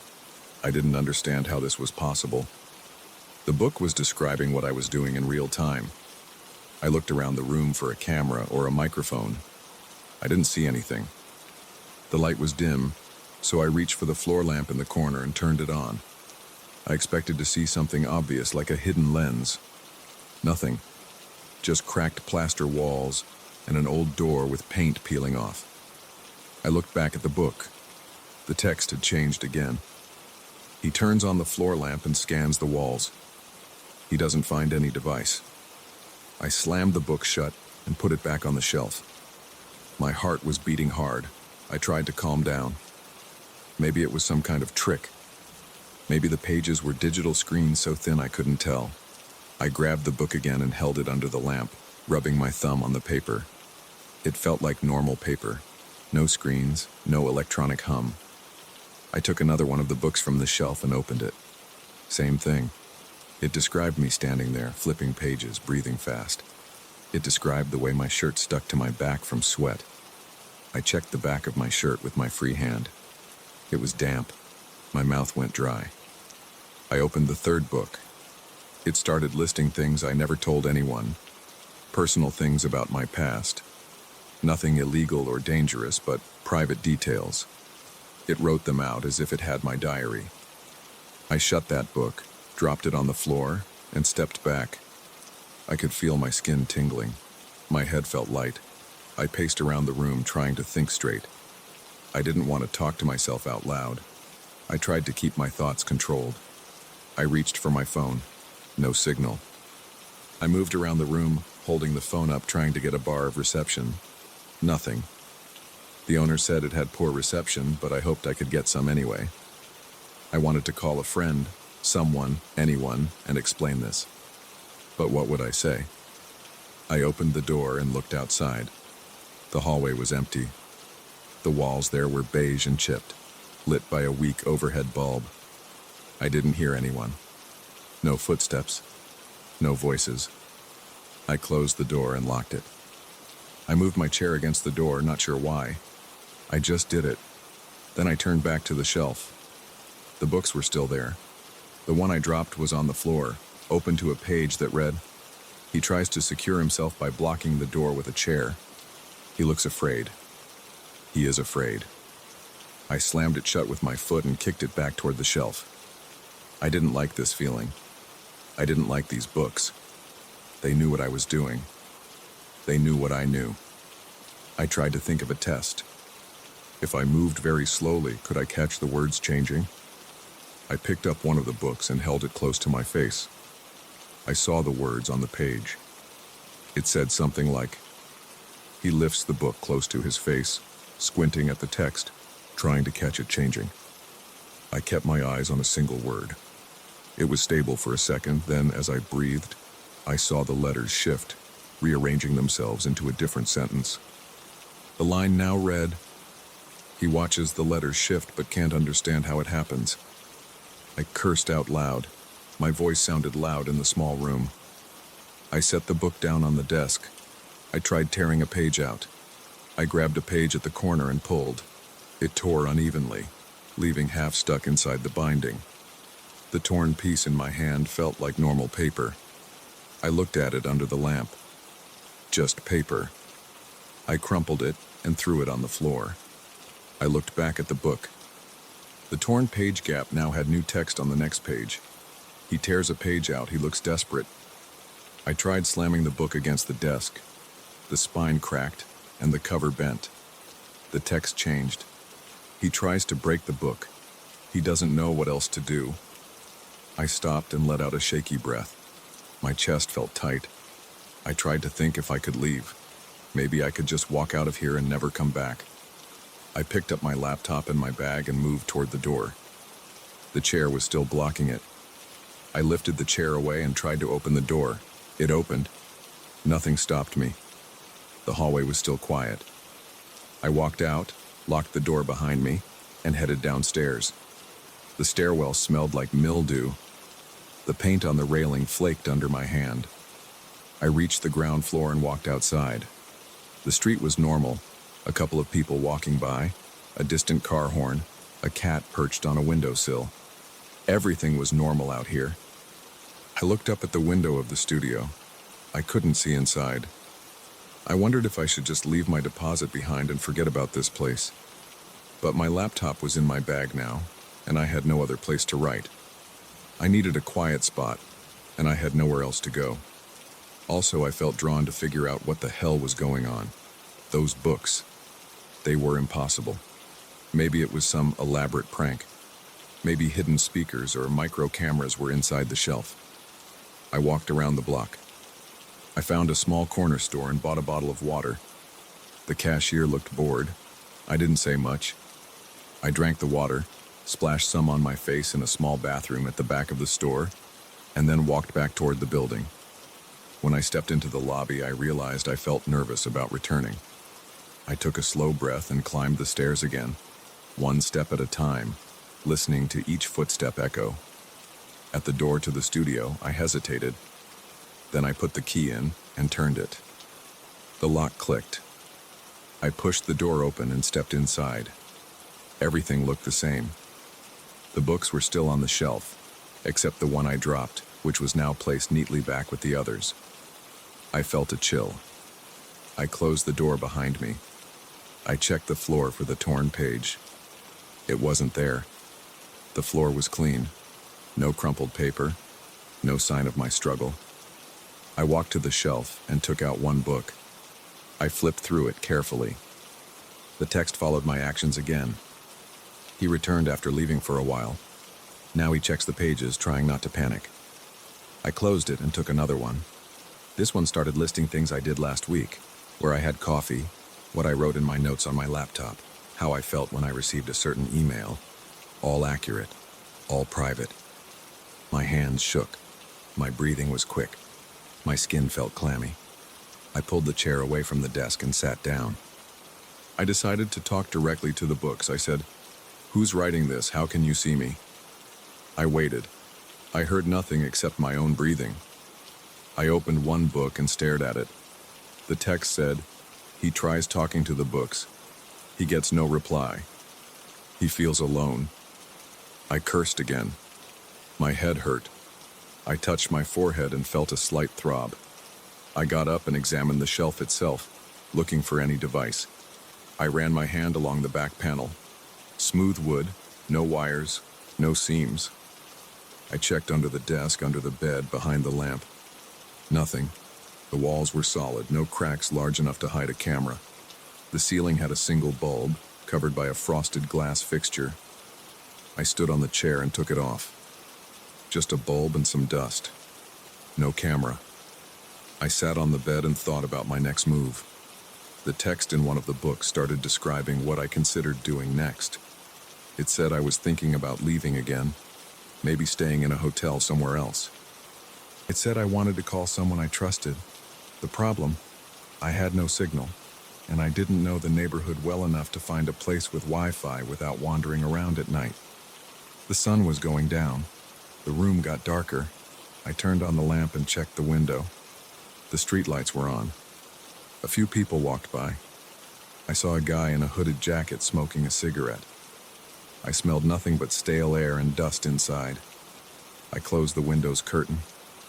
I wanted privacy, even if it made no difference. The books knew what I was doing anyway. I placed them all on the desk and opened them side by side.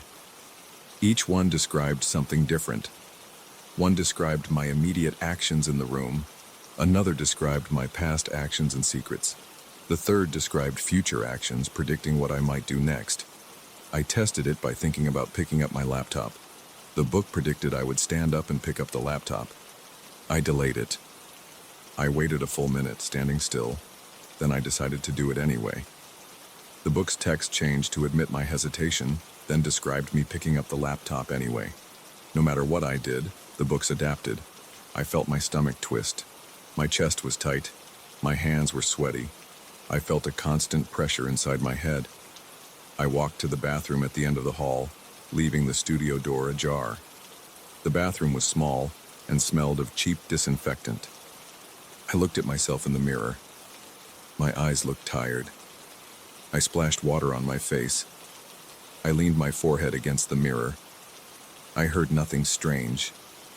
The building was quiet. When I came back to the studio, I saw the books exactly as I left them. I checked the pages. They described my trip to the bathroom and what I did there. I grabbed my laptop and tried to write something. I wanted to ignore the books. Maybe if I focused on my novel, I could pretend this wasn't happening. I wrote a sentence. The studio was silent. I wrote another sentence. I tried to concentrate on my story. After a few minutes, I looked at the books. One of them described me sitting at the laptop, struggling to write, feeling uneasy. It included small details like how I bit my lower lip and tapped my foot. It was all accurate. I slammed my laptop shut. I paced the room. Every movement, every small action appeared in the books. My throat felt tight. I opened the door again and looked out into the hall. Still empty. I considered knocking on another door in the building, asking if they had seen anything weird. But I felt stupid. What would I say? Hey, the books in my rental are spying on me? They'd think I was crazy. I tried walking slowly around the studio, watching the books for changes. They changed anyway. Smooth and quick, never lagging. It felt like I was being watched from inside my own head. I decided to leave. I picked up my things. I put my laptop in my backpack. I took a last look at the shelf. The books showed me leaving. They said I would not come back. They said I couldn't handle it. My chest felt heavy. I looked at them and said quietly, "You won. I'm out." The text shifted. He says he is out. Defeated. I pulled the door open, stepped into the hall, and closed it behind me. I didn't lock it. I went down the stairs and out onto the street. The night air felt cool on my face. I looked back once at the window, dark and still. I still felt watched. The memory of those words changing under my eyes wouldn't leave my mind. I held my bag tight and walked away. listening to my own footsteps, feeling my heart beat hard, trying to forget those blank covers and those impossible pages. I kept walking, not looking back again.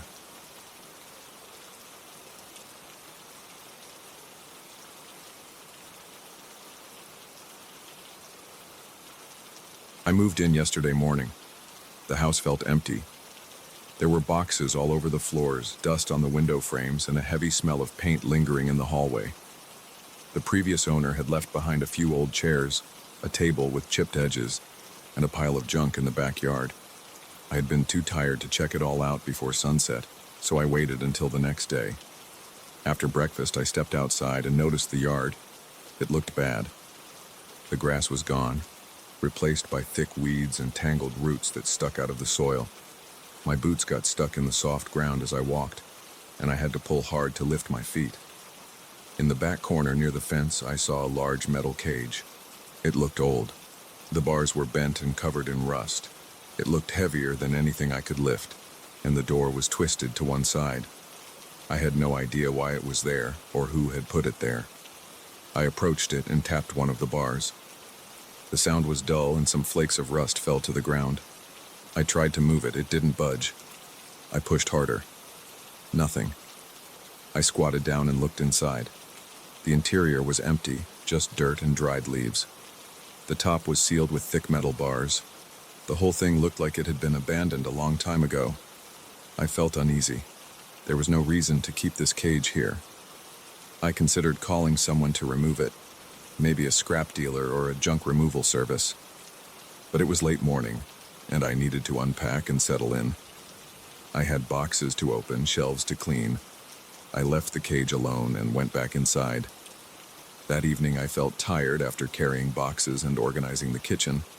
I sat on the old couch and had a soda. The backyard door was open, letting in some fresh air. I had installed a cheap light fixture outside, but it wasn't very bright. I couldn't see the cage from inside unless I angled my head just right. While I sat there, I thought I heard something. It sounded like metal scraping against metal. I got up and walked to the door. I listened. I heard a faint sound, like chains rattling. It came from the area near the cage. I leaned forward, trying to see. It was too dark. I grabbed my flashlight, stepped outside, and moved slowly toward the cage. As I approached, the air felt different. It felt thick and heavy, and I noticed a strong smell. It smelled like rust and sweat. The smell made me wrinkle my nose. I aimed my flashlight at the cage. Nothing moved. The chain's rattling sound had stopped. I looked around carefully. The weeds were still there. I saw no footprints or any signs that someone had been there.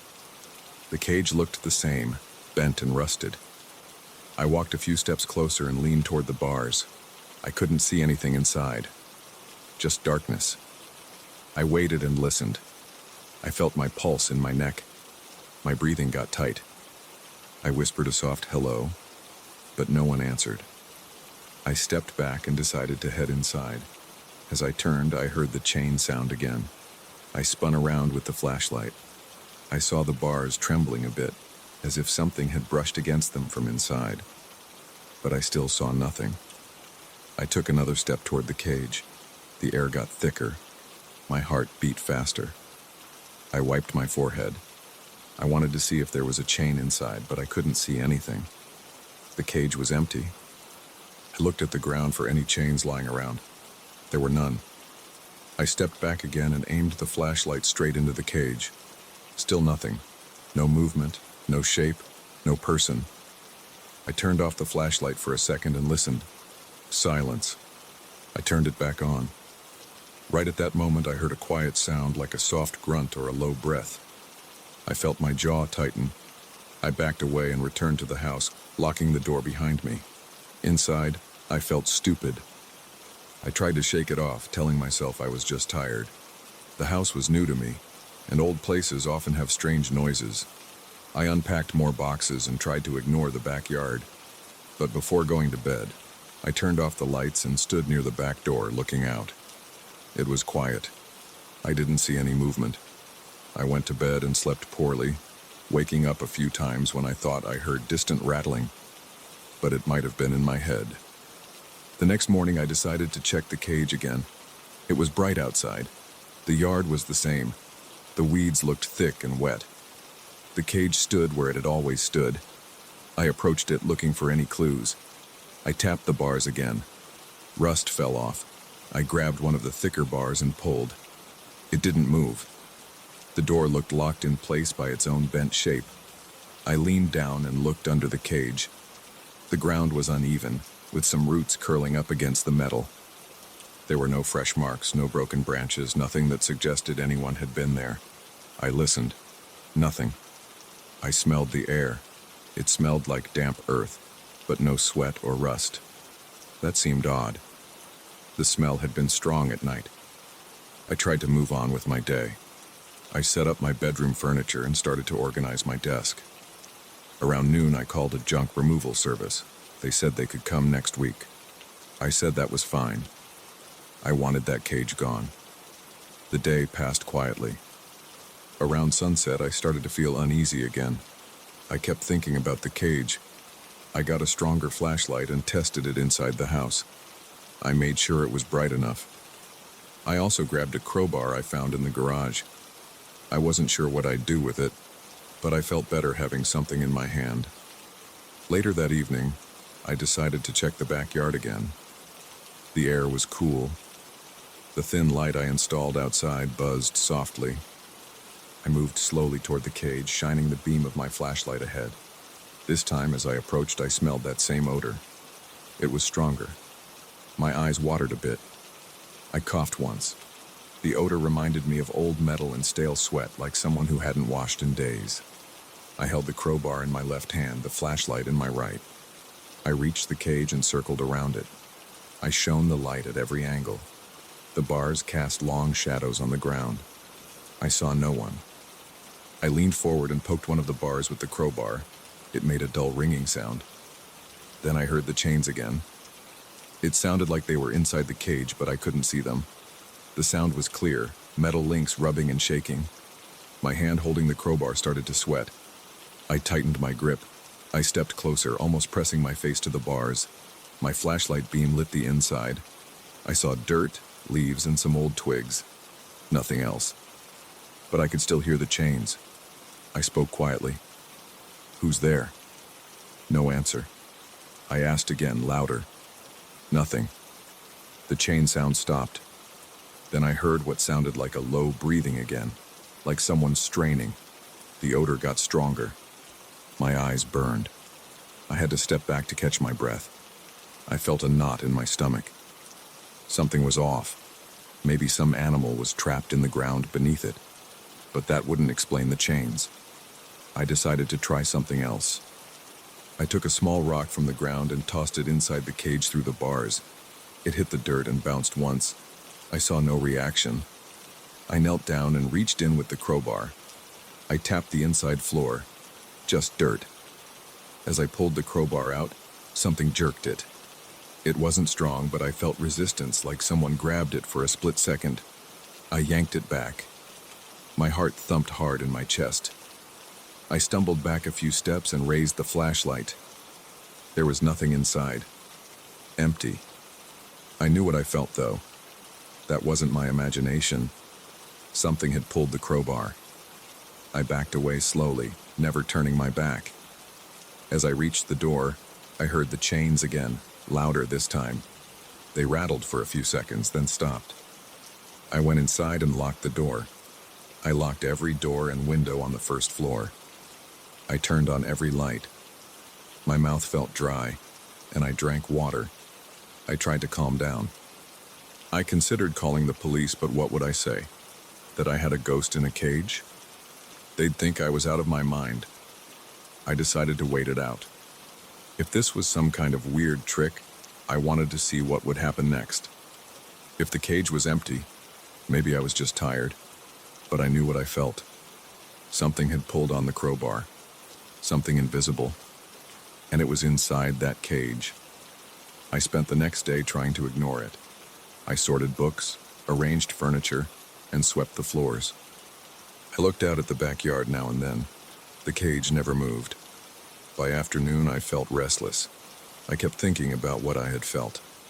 Around dusk, I brought a folding chair outside. I set it up about 10 feet from the cage. I brought a thermos of coffee, the flashlight, and a baseball bat. I sat there watching. The air got cooler as the sun went down. The smells of evening came in, mostly damp leaves and distant traffic. For a while, nothing happened. Then when the sky was dark, I saw the cage's bars tremble. It was slight, but I saw it. I turned on the flashlight and aimed it. As soon as the light hit the cage, I heard chains. I could see nothing inside, but I heard them. They rattled quickly, then slowed. I gripped the bat. My knuckles felt stiff. My throat tightened. I thought about leaving, but I forced myself to stay. I wanted to see if it would show itself, whatever it was. I decided to try talking again. "I don't know what you are," I said, keeping my voice calm. "Can you understand me?" I waited. No response. The chains rattled once more, then stopped. I tried again. "I'm not here to harm you. I just want to know what you are." Silence. I shone the light inside the cage. Nothing there, just empty space. Yet the air felt thicker again, and the odor returned. My eyes watered, and my nose burned. I took a step closer, keeping the bat ready. The smell got worse. It was like standing next to something old and sweaty. I coughed and stepped back, wiping my eyes with my sleeve. After a few minutes, I tried something else. I placed a small piece of food on a stick, just a bit of bread, and reached it into the cage. I let it rest on the dirt inside. I pulled the stick back and waited. The bread stayed there. I watched closely. After about a minute, I saw it move slightly, as if brushed aside. It rolled once and settled in the dirt. I saw no hand or paw. I saw nothing. I left the bread there and backed away. I waited longer, but nothing else happened. Eventually, I took the chair, the bat, and returned inside, locking the door. That night, I hardly slept. I dozed off after a while, but woke up to chain sounds around 3 a.m. They were faint, but I heard them. I stayed in bed, heart pounding, until they stopped.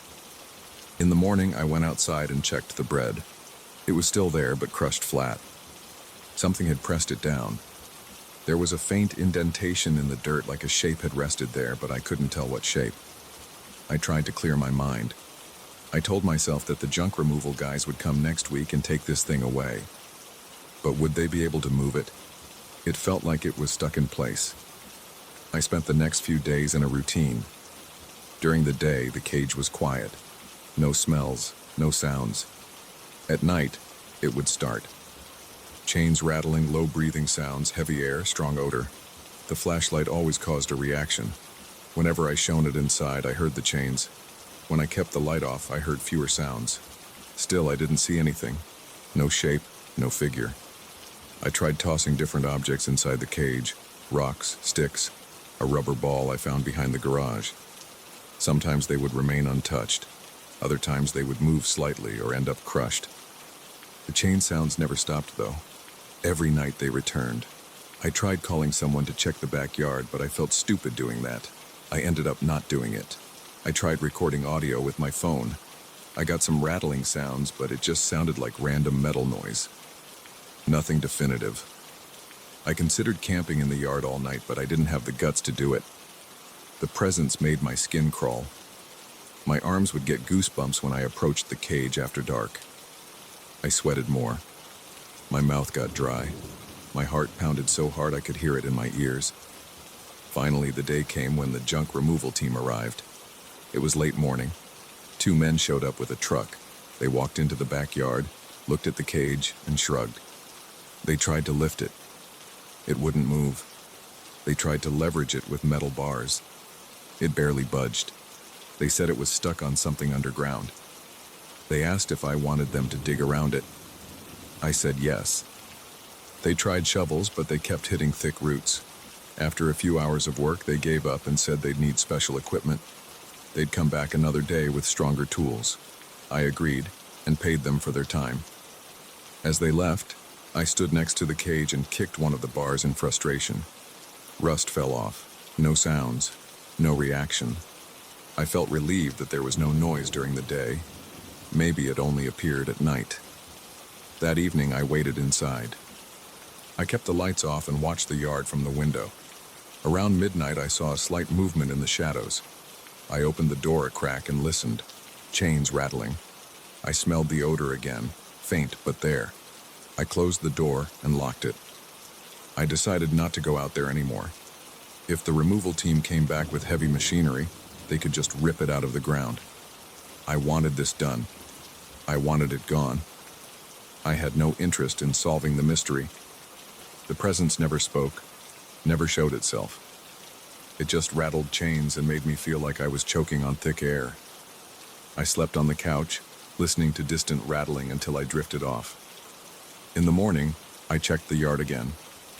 Quiet, calm, empty. The cage sat there, a rusted hulk, bent and useless. I didn't know what to think. I had no explanation. The presence was real to me. It pulled at tools, crushed bread, rattled chains, and filled the air with foul smells. But I never saw it. I never understood what it wanted. The only thing I knew was that it reacted to the flashlight at night and never came out during the day. I made up my mind. I would wait until the junk guys came back and tore it out. I would not go out there at night again. I would not listen to those chains or smell that sweat and rust. I would stay inside, door locked, windows closed, lights on. I would pretend it wasn't there. I wanted to live a normal life in my new home.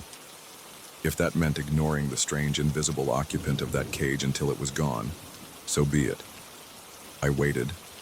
I never found out what it was. I only know that at night, when the air was still, I could hear it breathing, rattling chains, and shifting inside that old metal cage in my backyard. And I never went back out there in the dark again.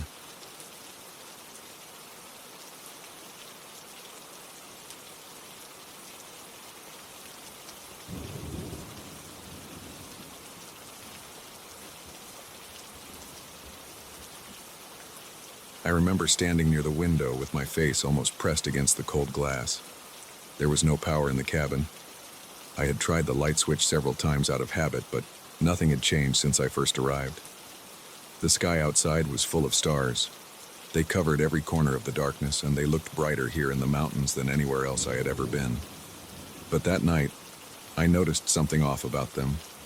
They were flickering in a strange sequence. It wasn't just a natural twinkle. The pattern reminded me of some kind of coded signal, like short and long flashes. It made me feel uneasy because it didn't look random. It felt intentional. I was alone in that one-room cabin. There was a simple bed, a wooden table, and a single chair. The door was shut and locked from the inside, and the windows were closed except for the one I stood by. The cabin's walls were rough, and I could still smell old wood and dust. The air was cold. I wore a thick jacket and a knitted hat. I had a flashlight in my pocket, but I tried not to use it much because I wasn't sure how long the batteries would last. Outside, the night was completely silent. No wind, no distant animals, no creaking trees. Just that quiet stillness that made my ears ring. The stars kept flashing. I tried to see if there was a pattern I could understand. I focused on one bright star near the top of the window's frame. I watched it blink. A short flash, a longer flash, a pause, two short flashes. My eyes strained as I tracked this pattern. My heart was beating faster than normal. I wasn't sure why. I guess it felt like something was trying to communicate, and I didn't know what it wanted. I stepped away from the window and moved to the center of the room. My boots made a dull thud on the wooden floor. I rubbed my hands together to keep them warm. I tried not to think too hard about it. But I couldn't ignore the feeling that I wasn't completely alone. The hairs on my neck stood up, and I realized I was holding my breath. I let it out slowly. I looked around the room. Everything seemed normal at first glance. The table was bare. My backpack rested on the chair. The bed was unmade with a thick blanket piled at the foot. But then I felt a slight movement of the air near the door. It was subtle, like a small draft. I turned my head quickly, shining my flashlight toward that corner. I saw nothing, but I couldn't shake the feeling. The air felt heavier on that side of the room. I turned the flashlight off to save power. I stood still and listened. My breathing sounded too loud. My heartbeat echoed in my ears. The darkness inside the cabin was deep. The only light came from the stars through the window. I tried to see with my peripheral vision. Sometimes that helps in low light. Then I heard a faint scraping sound on the floor behind me. It was so soft I thought I might have imagined it, but I heard it again. Something was sliding across the floor, slowly, without any clear pattern. I didn't hear footsteps or anything heavy, just a gentle shift, like fabric against wood. My chest tightened. I took a step backward, closer to the window. The glass felt cold against my shoulder. I ran my tongue over my dry lips. My palms were sweating inside my gloves. I raised my flashlight slowly and aimed it toward the opposite corner of the room. I pressed the button. The beam was weak, but enough to see the floor and the bottom parts of the wall. For a moment, I saw nothing. Then I noticed a shape near the floor, low and dark. It looked like a mass of something smooth and featureless.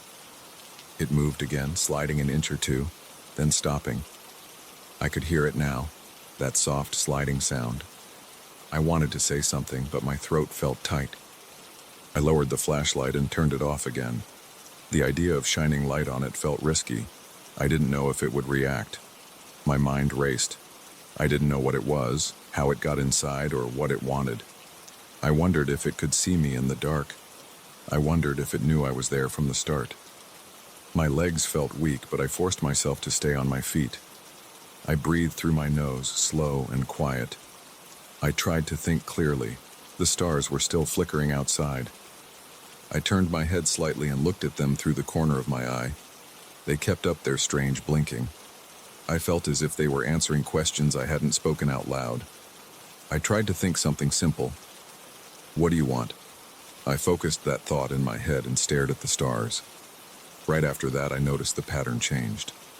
The star I had been watching near the window blinked quickly 3 times, paused, then blinked once more. I had no idea what that meant, but it felt like a response. My chest tightened again. I thought something else. Are you here with me? I tried to project the question in my mind, focusing on the presence in the room and the stars outside. The same star blinked twice, paused, then blinked twice again. I swallowed hard. It didn't reassure me. It just confirmed that something understood me. I felt my legs start to shake. I leaned against the window frame for support. My back brushed against the cold glass. I could see my own breath now. I wondered if the temperature dropped or if it was just my nerves. The shape on the floor still made no sound except for that faint sliding noise. It hadn't come closer. It stayed near the corner as if waiting. I decided to try something else. I raised my left hand slowly and reached for my backpack. I kept my eyes on the dark shape while my fingers searched the chair. I grabbed the backpack strap and pulled it closer. My movements were slow and careful. I managed to unzip a side pocket. Inside, I had a small notepad and a pen. I took them out. I pressed the pen tip against the paper and waited. My plan was to try writing down the blinking patterns of the stars. Maybe I could decode them, but my hand was shaking so much I could barely write a straight line. I turned slightly and looked back at the window. The stars were bright and steady, except for the blinking ones I focused on. I watched a sequence and tried to write down something like dots and dashes, but without a reference, it was almost impossible. I ended up scribbling nonsense. My throat felt dry. I slid the notepad back into the backpack. The silence inside the cabin weighed on me. I tried to think of what to do next. I considered speaking out loud, but my voice might draw the thing closer. I thought about leaving the cabin, but what if there was something outside? I hadn't heard anything outside, and the dark shape had appeared inside, not from the door. Leaving felt risky. I decided to stay still and wait for a hint. I brought my flashlight up again and pressed the button halfway, letting a dim glow hit the floor. The shape hadn't moved closer. It remained where it was. I tried to make out details. It was hard to describe. It looked smooth, with no limbs or features. It was just a dark presence about the size of a small chair but without a clear outline. It was as if it absorbed the light. I let go of the flashlight's button and let the darkness return. I felt safer that way. Suddenly I felt pressure in my head like a mild headache. It wasn't painful, just a dull sensation behind my eyes. I blinked a few times. I noticed the stars outside blinked rapidly, as if agitated. I didn't know if they caused the pressure or if it was just stress. I focused again. "What are you?" I asked in my head. The stars blinked in a rapid, confusing sequence. I couldn't read it. I tried again. "Do you understand me?" This time the stars blinked slowly. One long flash, one short flash, then silence. I took that as a yes, even though I couldn't be sure. I ran my fingers along the window frame. The paint was rough. My muscles felt tense and my shoulders ached. I glanced at the door. It was still shut. I thought about making a run for it. If I could open the door and get outside, maybe I could put some distance between me and this thing. But would I see better out there? Would I be able to understand what was happening? The night outside was vast and empty. The cabin at least provided 4 walls and a sense of containment. The dark shape moved again. This time, I saw it glide a few inches toward the center of the floor, then stop. I heard no scraping sound this time. It was quiet. I pressed myself harder against the wall, tightening my jaw. My heart thumped. I looked at my boots and curled my toes inside them. Then I raised my eyes again. It was still there. I decided to try making a sound. Just a small noise to see if it reacted. I cleared my throat softly. The shape made no sudden move. The stars didn't change their pattern. I waited a few seconds, then took a single step away from the window, moving slowly along the wall toward the door. My foot creaked on the floor. The shape shifted an inch toward me. I stopped moving. My breath caught in my throat. I felt sweat running down my back. I tried thinking at it again. I'm leaving. I don't want trouble. The stars flashed 3 times quickly. I couldn't tell if they approved or warned me. The shape didn't lunge. It didn't show aggression, but it clearly reacted to my movements. I wondered if it was curious, or if it was controlling me somehow. I stayed still and waited. Seconds dragged. My legs hurt from standing so rigid. I risked another step toward the door. The shape moved again, sliding in a slow arc, blocking my path by positioning itself between me and the door. I felt trapped. My breathing grew shallow. I tightened my fists. I looked back at the window. The stars seemed calmer now, blinking at a slower pace. I swallowed and decided to try a different tactic. I thought, "What do you want me to do?" I aimed this question at both the shape and the stars. The star I'd been watching flashed in a pattern I hadn't seen before. Short, short, long, pause, short. I stared at it, confused. The shape moved slightly away from the door, leaving a small gap. I waited to see if it would open a path. I moved my foot half an inch. No reaction. I moved another inch. Still no reaction. I took a step forward, moving slowly, watching the shape. It didn't block me this time. I reached the door. My hand hovered over the handle. I didn't turn it yet. I looked at the shape. It stayed where it was, near the center of the room, not sliding closer. I moved my other hand toward my jacket pocket and slowly pulled out my flashlight again. I clicked it on and aimed the weak beam at the shape, careful not to startle it. Its surface looked dull and dark, without reflections. I couldn't identify any features. It was just there, a silent mass. I turned my head toward the window and saw the stars again. They blinked slowly, evenly. I felt like they were waiting for something. Maybe they had shown me what I needed to see. Maybe the shape was just a messenger or a test. I had no clue. I just knew that whatever this was, it understood me more than I understood it. I felt a chill run down my spine. With my free hand, I touched the door handle. It felt cold and solid. I turned it slowly. The latch clicked quietly.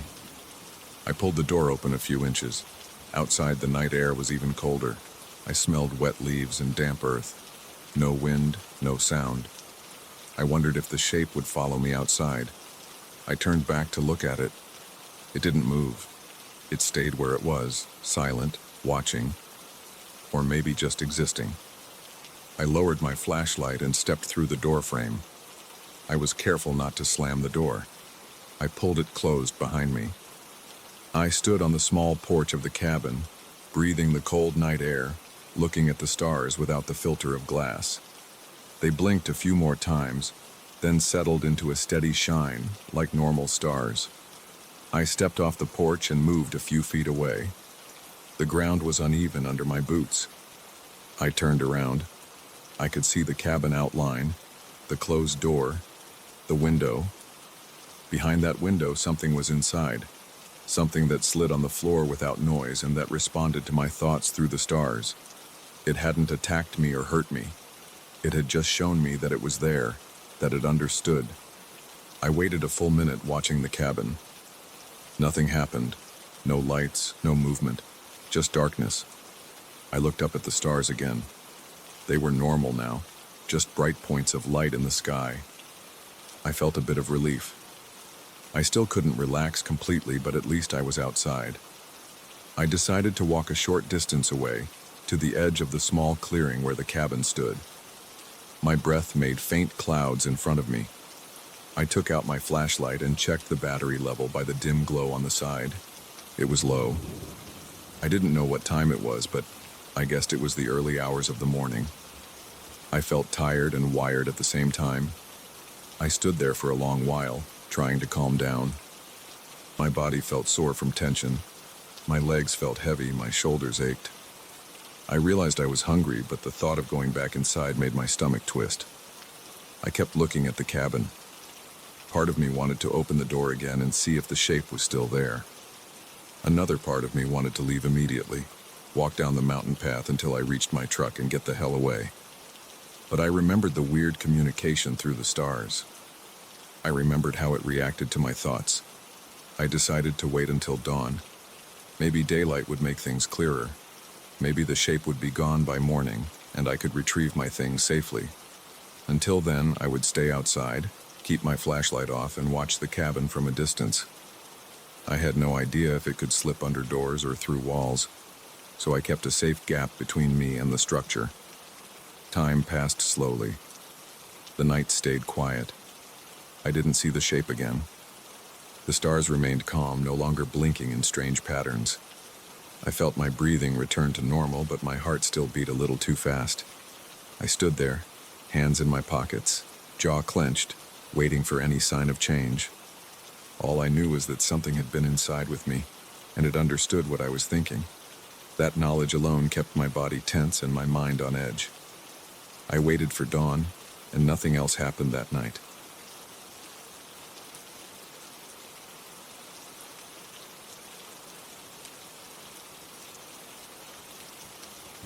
I remember the day I stepped into the old abandoned hospital. I had come to look at the architecture for a research project. I expected to see long, empty halls, chipped paint, and maybe some old furniture. I did not expect to feel a presence in the corridor. I did not expect to feel something grip the edge of my shirt when no one was there. I did not expect the whispers that told me to come, even though I could see no person. Yet that is what happened. I will tell exactly what I saw and what I felt. I will describe the sounds and the smells. I will not add extra interpretations. I will not try to guess the meaning behind what I experienced. I will just say what was there and how I reacted. I had arrived at the hospital in the early afternoon. The building stood at the end of a cracked asphalt road. There was no fence. The front door was a wide glass entrance covered with dirt and old leaves. The building looked large and empty. The windows on the upper floors were all dark. The parking lot had weeds pushing through the pavement. The sun was bright outside, but the lobby inside was dim. The power was off. Some light came through the glass front door, but the corners of the lobby were dark. I wore jeans, a long-sleeved shirt, and a pair of boots. I carried a small flashlight and a notebook. I was there to examine the layout of the corridors. the construction style of the rooms, and any original design details that remained. I planned to write down my observations and take a few photographs with my phone. I remember the smell of dust and old paint as soon as I stepped inside. I could hear my own footsteps echo on the tiled floor. The ceiling had stains. The reception desk stood on the left side. The wood was warped, and there was a pile of old papers scattered across it. I did not touch them. I just looked around and noted the design of the lobby. A wide space, a few plastic chairs along the walls, and a doorway leading deeper into the hospital. I decided to head into the main corridor. I walked through the doorway and found a long hall. The walls were white with stains. Some parts of the paint had peeled off, showing gray concrete underneath. The floor tiles were mostly intact, but dirty. There were old metal doors on both sides of the hall. Some were open and some were closed. The open ones showed small rooms with beds and tables. The beds had thin, dusty mattresses. Some had abandoned sheets that looked stained and stiff. As I moved forward, I felt uneasy. I kept looking behind me, but I saw nothing unusual. My flashlight beam shook slightly because my hand was not steady. I tried to focus on my task. I looked at the ceiling. There were old fluorescent lights with no power. Some wiring hung loose. I took a few photos of the hall. My phone camera clicked softly. Halfway down the corridor, I heard a quiet sound. It was a whisper. I stopped walking and held my breath. The whisper came from somewhere to my right. I turned my head and aimed the flashlight. The door there was closed. I did not see any movement. I waited a few seconds. I heard nothing else. I took a step closer to the door. It was a metal door with rust around the edges. The handle was also rusty. The door did not look locked. I did not open it right then, I just stood there. My chest felt tight. I remember thinking that maybe I imagined the whisper. I forced myself to keep moving. I walked further down the corridor. I passed a few more doors. Some were open. Inside one room, I saw an old wheelchair in the corner. The leather seat was cracked. There was a small table with a lamp on it. I saw no personal items, no papers, no medicine bottles. Another room had a bed frame without a mattress. The frame was metal and looked bent. I stepped into that room to have a closer look. I tapped the frame gently with my knuckle. It made a dull sound. I wrote a note about the condition of the furniture. As I stepped back into the corridor, I felt something tug at my shirt. It was a very light pull. I spun around fast. I shone my flashlight behind me. There was nothing there. There was only the empty corridor. My shirt still felt as if someone had just pinched the cloth and pulled it. I touched the fabric. It was loose. I looked at the floor. It was just dirty tile. My heartbeat was fast. I called out, "Hello?" My voice echoed. I got no reply. I felt sweat on my forehead. My stomach tightened. I was nervous. This was not normal. There was no breeze in the corridor. Nothing that should have moved my shirt. I held the flashlight tighter and decided to keep going. I wanted to finish my examination and leave. I told myself I would just quickly check a few more rooms and then exit. I did not want to run out immediately, but I also did not want to stay long. A bit further down, I reached a larger door at the end of the corridor. It was wide, probably leading to a ward or a surgery area. The door was partly open. I squeezed through and found myself in a larger space with several beds arranged in rows. This must have been some kind of patient ward. The windows on the left side were all covered with grime. A few small shafts of light came through, enough to see without the flashlight. The beds had old sheets and blankets on them. Some looked clean, but most looked dusty and crumpled. I noticed something strange. The sheets on the bed closest to me looked as if someone had just pulled them back. They were not flat, and even like the others. They were bunched up near the foot of the bed. I did not remember touching them. I walked over and leaned forward. I could smell old fabric and stale air. I touched the sheet. It felt soft, not stiff like the others. It was strange. The bed frame was metal, with peeling paint. There were no personal items on the bed, no pillow, no tags. Just the sheet and a blanket. I moved the sheet a little to see if anything was under it. There was nothing. As I stood there, I heard another whisper. This time it was clearer. It sounded like a single word. Come. It was not loud, but it was distinct. I turned around quickly. I saw no one. The ward was empty. I tried to locate the source of the sound. It seemed to come from somewhere near the entrance I had just used. I took a step in that direction. I heard no footsteps, no breathing other than my own. I said, "Who's there?" My voice was shaky. I waited. No answer.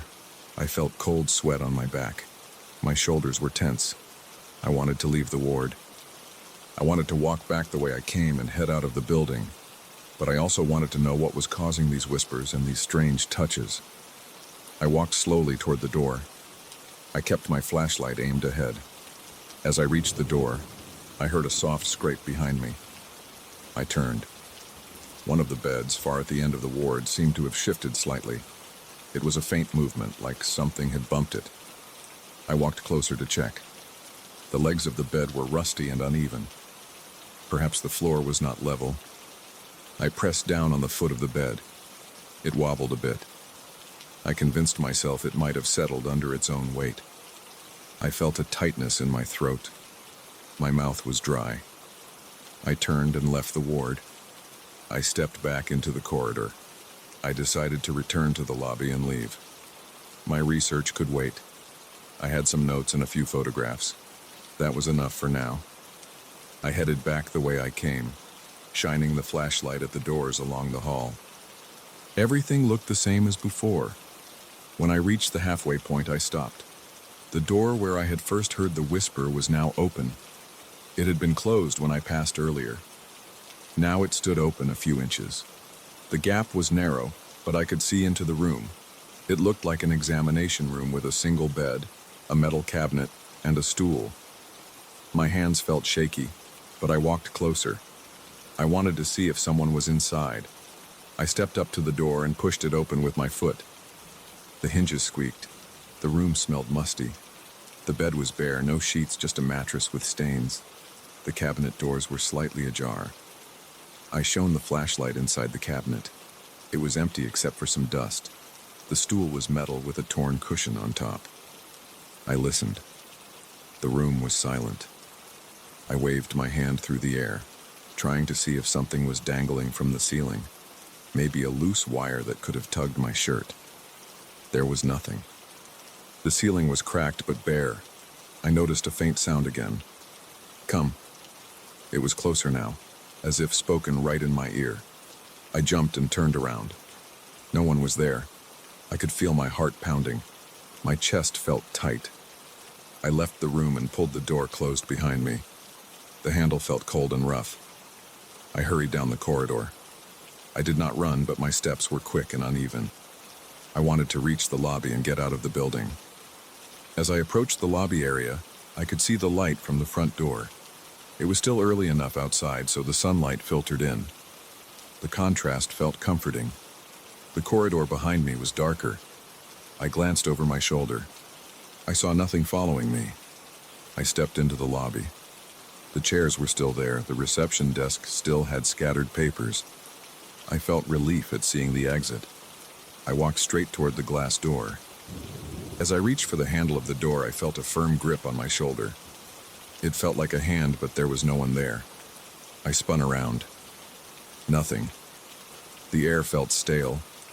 My heartbeat hammered in my ears. I gripped the door handle, pulled, and stepped outside. The sound of my boots on the cracked asphalt felt reassuring. I turned to look at the building. Through the glass, the lobby was empty. No signs of movement. The parking lot was quiet. The sunlight felt warm on my face. I stood there for a minute, breathing heavily. I walked to my car. It was parked a short distance away. I pulled open the driver's door and sat inside. I took a few moments to calm myself. My clothes felt damp with sweat. My hands were shaking. I checked my phone. The photos were there. A few shots of the corridor, the ward, the empty rooms. Nothing looked unusual in the images. Just old hospital interiors. Before I left, I looked at the building again. The windows were dark. The entrance was still open. I did not see anyone. I heard no whispers outside. There was just the quiet afternoon air. I started the car and drove away. The road was empty. My shoulders still felt tense. My mind replayed the touches, the whispers, and the tug on my shirt. I could still feel the sensation of that invisible hand on my shoulder. I arrived home later and backed up the photos onto my computer. I scanned them carefully, trying to find any sign of a person or something out of place. I saw only old rooms, dusty beds, and chipped paint. The doors looked the same in the photos as they had in person. The sheets in the ward looked like normal old sheets, except for the one that seemed pulled back. There was nothing that explained the voice or the feeling of someone pulling my shirt. I considered going back another day. I did not like how I left things. I did not finish my research. I wanted to confirm the building's layout and note more details, but the idea of returning made my stomach turn. I did not know how to prepare for what I could not see. The whispers had sounded human, but there was no one there. The touch had felt like a hand, but I saw no hand. The doors had moved. The sheets had shifted. Something seemed to be trying to guide me deeper inside, trying to get me to follow. But follow what? I stayed home that night. I sat in my living room with the lights on and the windows closed. I tried to focus on my notes. The hospital was built decades ago. The main corridor was long and straightforward. The ward had about a dozen beds. The examination rooms were small and plain. I had all the facts, but facts did not help me understand the things I felt. I decided not to return. I would find another source for my research. The risk was not worth it. I told myself that I had enough information. In the days that followed, I tried to forget the experience. I went on with my normal tasks. I did other research, visited other buildings, but I never forgot the feeling of those invisible fingers on my shirt. I never forgot the whispers telling me to come. I never forgot that I stood face to face with an empty corridor and still felt a presence as clear as any person. I do not have an explanation. I will just say what happened. I walked into an abandoned hospital. I felt things that made no sense. I left without answers, that is all.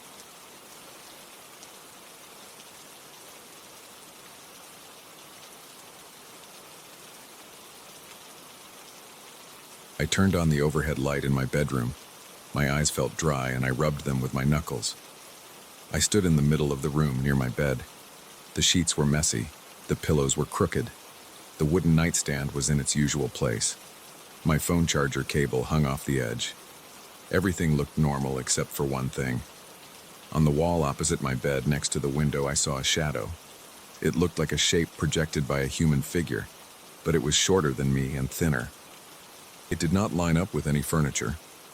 I stared at it. I stepped to the left. I checked the position of the lamp. I moved my own arms. My shadow appeared normally on the floor, faint and predictable. But the shape on the wall did not match my body. It stayed in place. It did not shift even when I changed my angle. I felt a small tension in my chest. I tightened my jaw. There was nothing in the room that could create that outline. I looked at the corner of the desk, the shape of the chair, the frame of the door, the uneven plaster on the walls. Nothing matched it. I turned off the overhead light and turned it on again. The strange shadow stayed. I walked closer to it. The closer I got, the more I realized that it had a vague human form. It did not have distinct features, but it looked like a torso and a head. No arms, no legs, just a dark outline that tapered at the top and widened slightly in the middle. I felt a little stiffness in my shoulders. My breathing was slow. I held my breath. I lifted my phone and aimed its flashlight at the wall. I moved the beam around. When the light from the phone's flashlight swept across that shape, it flickered, expanded slightly, and pulled back. It looked like it was breathing. I did not understand how that was possible. There was no object there. The wall was white and flat. The texture of the paint was smooth. When I moved the flashlight side to side, the shadow shifted. It did not remain still like a normal shadow. It seemed to twitch and adjust its size, as if reacting to my movements. I felt my stomach tighten. I swallowed and took a step back. I turned off my phone's flashlight and stood quietly. I tried to calm my mind by focusing on simple details: the slight smell of dust in the room, the quiet hum from outside traffic, the faint ticking of my watch on the nightstand. I turned off the overhead light. I stood in the darkness. After a few seconds, I turned the light back on. The shape was still there. I walked up to the wall and reached out. My hand touched only the cool surface of the paint. Nothing else. I ran my palm over it. It felt smooth. No bump, no stain. The shadow itself did not move when my hand covered that area. My hand's shadow overlapped with the strange shape, but it did not block it. The strange shadow remained visible as if it were on top of everything else. I took a deep breath. My heart beat a little faster. I rubbed my arms. I did not feel warm. If anything, I felt a slight chill despite the room's normal temperature. I checked every light source in my bedroom. The overhead light was in the center of the ceiling. The lamp on my desk was off. The hallway light was off. The curtains were drawn. No strong light came from outside. There was nothing that made sense about this shape. I tried adjusting my bed's position. I dragged it a bit to the side. I checked if maybe the wooden headboard or some object hidden behind the bed frame could create a strange shadow. I found nothing. The shape on the wall did not depend on the bed's position. I felt sweat forming under my armpits. I dried my forehead with the back of my hand. I looked at the time on my phone. It was late, close to midnight. I decided to ignore it for now. I got into bed, turned off the light, and tried to sleep. I lay on my side, facing away from that wall. I kept my eyes closed. I tried not to think about it. I listened to my own breathing. After several minutes, I opened my eyes and glanced toward the wall. The room was dark, but a faint glow from outside streetlights came through the curtains. In that faint light, I still saw the outline. It was not as sharp, but it was there. I tightened my grip on the sheets. I decided to sleep with the lights on. I turned on the overhead light again. I tried reading something on my phone, just to distract myself. After a while, I put the phone down. I felt my eyes close. I managed to doze off for a bit. I woke up suddenly when I felt a strange sensation on my shoulder. It felt like a fingertip made of ice. I jerked my body and sat up. The room was bright. The overhead light was still on. I looked around. No one was there. My bedroom door was closed. I heard nothing but a distant car horn outside. I rubbed my shoulder. My skin was a bit cold there. I did not see any mark. I turned to the wall. The shadow was still there. It had not moved, but I felt like it was waiting. I got out of bed, grabbed my flashlight, and aimed it at the wall again. The shadow flickered and then stretched, becoming taller and thinner for a second. I pulled the flashlight away. I checked behind me. The furniture was all normal. The closet door was closed, the drawers were closed, the chair was in the corner, empty. Nothing could cause this. I considered leaving the room and sleeping in the living room. I walked out with my pillow and a blanket. I sat on the couch. I tried to relax by staring at the dark TV screen. I closed my eyes. After some time, I felt calm enough to try sleeping there. I managed to sleep for a few hours. In the morning, I went back to my bedroom. I stood in front of the wall. The shadow was gone in the daylight. The room looked normal. I tapped the wall with my knuckles. It sounded hollow in some spots, solid in others. Nothing strange. I spent the day doing normal tasks. I worked at my desk. I ate my meals. I came in and out of the room a few times. In the afternoon, I checked the wall again with the lights on. Nothing was unusual. I tried different angles. Still nothing. At night, after dinner, I returned to my bedroom. I turned on the overhead light. After a few seconds, I saw it again. That same shape appeared on the wall. I felt my throat tighten. I tried to capture it on my phone's camera. I held my phone up and took a picture. The photo showed my wall, but the shape was not there in the image. I tried recording a video. Same result. The shadow did not appear on camera. I moved the flashlight beam again. The shadow twitched. It reacted. I turned off the flashlight. I approached the wall. I stepped until I was only a few inches away. I could feel my own heartbeat. I smelled my own sweat. The overhead light buzzed faintly. I lifted my hand and hovered it over the area where the shadow was. My hand's shadow fell on the wall, but it did not blend with the strange shape. The strange shape seemed to float on top. It had no texture. It was just darkness. I pressed my palm against the wall. The paint felt a bit cooler than the rest of the room. I stepped back and turned off the overhead light. In the darkness, I felt uncomfortable. I thought I could sense movement. I tried to ignore it and turned the light back on. The shape was there, unchanged. I looked at my reflection in the mirror on the closet door. I saw my face, tired, with dark circles under my eyes. I looked at the wall again. The shape was not my imagination. It was present. I sat on the bed, facing the wall. I tried speaking in a low voice. I asked if anyone was there. No answer. I waited. Nothing happened. I kept my eyes on the shape. After several minutes, it shifted slightly. It became a bit wider, then returned to its original form. I felt a strong chill run down my arms. I wanted to leave the room again, but I also wanted to understand this. I stood up and walked around, shining the flashlight in different spots. Each time the flashlight beam swept over it, the shadow seemed to expand and then pull back as if disturbed by the light. Without the flashlight, with only the overhead light, it remained still. I tried turning the overhead light off and on multiple times quickly. The shape never disappeared while the light was on. When I turned it off, I could not see it clearly, but I sensed it was still there. I knew I needed to sleep eventually, but the memory of that cold touch on my shoulder would not leave my mind. I checked the room's temperature. It was normal. I checked the window. It was closed. No drafts. Eventually, I felt too tired to stand around. I lay on the bed with the lights on again. I kept my eyes open. My legs felt tight. My arms felt heavy.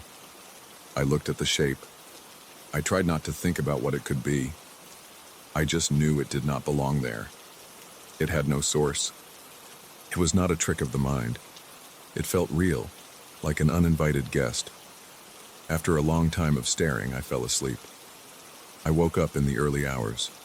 My eyes were half open, and I felt a presence near me. Before I could focus, I felt that cold touch on my shoulder again, this time firmer. I jumped up and switched on my phone's flashlight, aiming it in all directions. Nothing. No one was in the room with me. The overhead light was already on. The door was locked. The windows were closed. I felt my heart pounding. My breathing was fast. I gripped my phone tight. My hand was shaking. I looked at the wall. The shape looked the same, but for a moment I thought I saw it ripple slightly. I got out of bed and stepped closer to the wall again. I touched my shoulder. My skin was warm now, but I remembered how cold it felt. I moved my hand toward the wall, holding the flashlight beam steady. The shape reacted, twitching and then contracting. I pulled the flashlight away.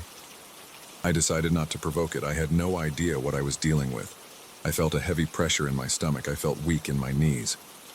I sat down on the floor, leaning my back against the opposite wall, watching that shape. Time passed slowly.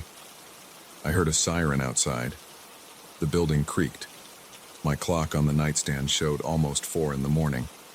The shape did not leave. I considered leaving the apartment altogether, but I had nowhere else to go at that hour.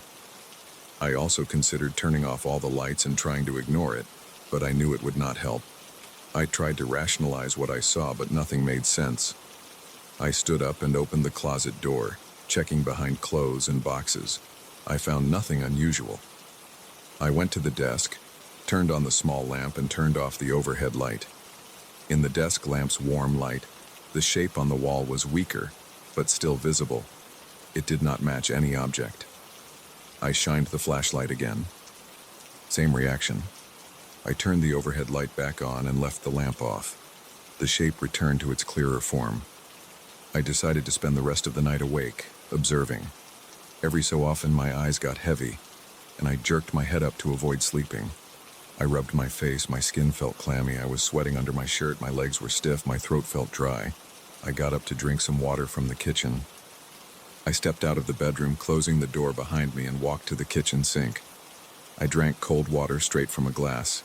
I tried to steady my breathing. A few minutes later, I returned to the bedroom. The shape was still there, unchanged. It did not depend on my presence. It remained as if anchored to that spot. I approached it again, this time holding a small hand mirror.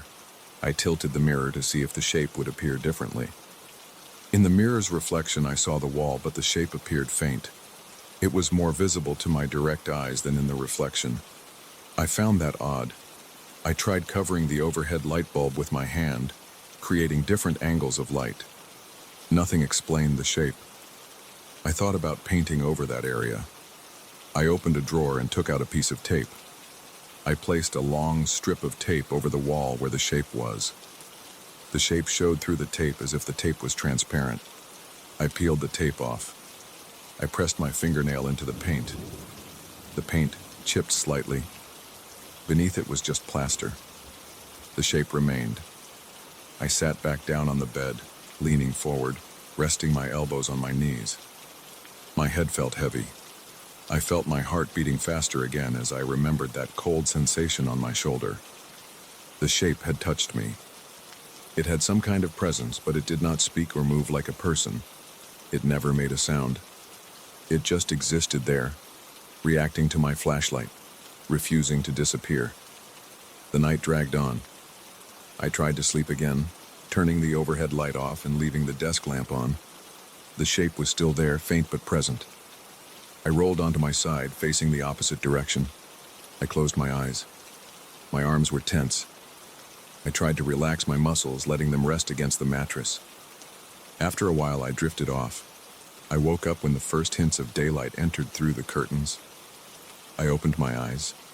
My heart skipped a beat. I checked the wall. With daylight, I saw nothing strange. The shape was gone. The room was normal. I stood up, my legs wobbling slightly. I checked my phone. It was morning. I looked closely at the wall, then checked every inch of furniture. Nothing gave me any clue. I knew that when night came, the shape would return. It had come 2 nights in a row. It touched me twice. I had no reason to believe it would leave on its own.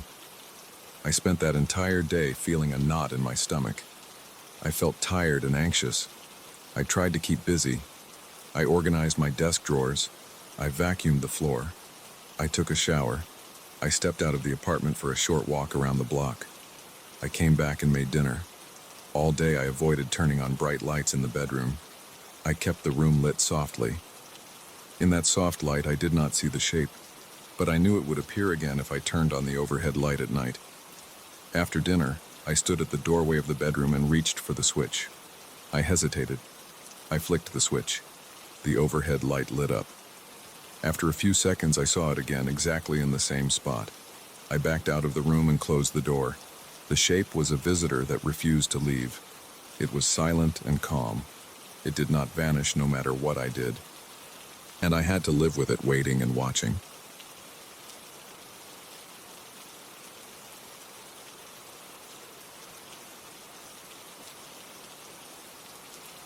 I boarded the train a few minutes before midnight, carrying a small duffel bag and a plastic bottle of water. The platform was almost empty. The ticket agent had barely looked up as I passed through. I stepped onto the last car, found a row of seats near the back, and dropped my bag on the floor. The overhead lights flickered a bit as I sat down. The air smelled like old fabric and dust. The fabric on the seats was worn and rough under my palms. The windows were streaked with grime, and the corridor at the far end of the car seemed dim and narrow. There was no one else in this car. I looked around twice to confirm it. Nothing but empty seats and silence, except for the low hum of the train's engine and the gentle rattling of the wheels. I tried to settle in. I leaned back and listened to the quiet clicking sounds coming from the tracks underneath. I was tired, but I didn't feel like sleeping yet. The train moved slowly out of the station and the darkness outside pressed against the windows. I checked my phone, but there was no signal. I didn't expect any. Night trains often had poor reception. I slipped my phone back in my jacket pocket and took a sip of water. The car's lights were weak and yellowish. A single overhead bulb near my seat made everything look slightly pale. After a few minutes, the train picked up speed. The ride was steady and smooth, just a slight sway. The seats around me stayed empty. No conductor passed by and no announcement came over the speakers. I rubbed my face, feeling a slight roughness on my chin. I closed my eyes for a moment, thinking I might rest, but after a few seconds, a sensation crept over me. I felt like I wasn't alone. I opened my eyes and looked around again. Empty seats, no movement, no sound except the train. I took another sip of water and swallowed hard. I noticed the dryness in my throat. I shifted in my seat and tried to ignore it. We passed through a short tunnel. The interior of the car dimmed as the outside lights disappeared for a few seconds. I held my breath without meaning to. When we emerged, I exhaled and glanced to my left. There was a seat right next to mine, facing forward, empty. I had chosen a window seat, and I could see my reflection in the glass. I saw my tired eyes, the shape of my jacket collar, and then, to my confusion, I saw something else. A shape next to me, a dark silhouette in the reflection. It looked like a person sitting right there. I turned my head to check, but the seat was empty. I froze, staring at the cushion. It had a slight indentation, as if someone had sat there earlier, but I couldn't say for sure. I thought maybe I had imagined it. My eyes might have been playing tricks on me. I leaned forward and pressed my forehead against the window. The cool glass felt good. I looked again. In the reflection, that shape was still there. It looked like a human figure sitting upright, facing forward as if relaxed. The details were hard to make out. Just a faint outline of shoulders and a head, but it was definitely there in the reflection. I held my breath again. I felt sweat forming at the base of my neck. I turned quickly to my left. No one. Just an empty seat. I gripped the armrest. My heart was beating fast. I tried to breathe slowly. My mouth was dry. I forced myself to think of a reasonable explanation. Maybe a reflection of something outside. Maybe the shape was formed by dirt on the glass and the dim interior light. I kept looking at the window, then back at the seat. Every time I looked at the reflection, I saw that shape. Every time I looked directly at the seat, it was empty. I reached over and touched the seat next to me. I ran my hand over the fabric. Nothing unusual, just the old upholstery. My hand was slightly shaky. I pulled it back and rested it on my thigh. I heard a soft whisper. It was so quiet I barely caught it. It came from my left side. It sounded like a single breath of air passing near my ear. I jerked my head toward the sound. There was nothing. I could see the door at the far end of the car, still closed. The lights hummed faintly. My chest felt tight. I tried to stay calm. I clenched my jaw. I looked up and down the aisle. No one else was here. The train rattled slightly, and the sound of metal wheels on tracks continued at a steady rhythm. Time passed slowly. I checked my watch, and only a few minutes had gone by since I first saw that shape. I felt trapped.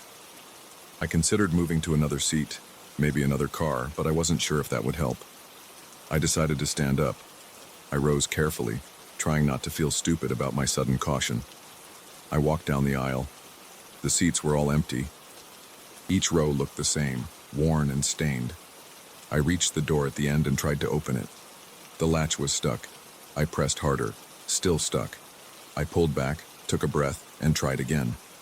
It wouldn't budge. I tried the opposite direction. Nothing. I didn't want to break the door handle. I muttered a quiet curse and turned around. As I faced the length of the car, I saw my seat at the far end. I noticed that the overhead light above that seat flickered slightly. I watched it for a few seconds, hoping it would stop. It kept flickering. A faint buzzing sound reached my ears. I walked back, my steps slow.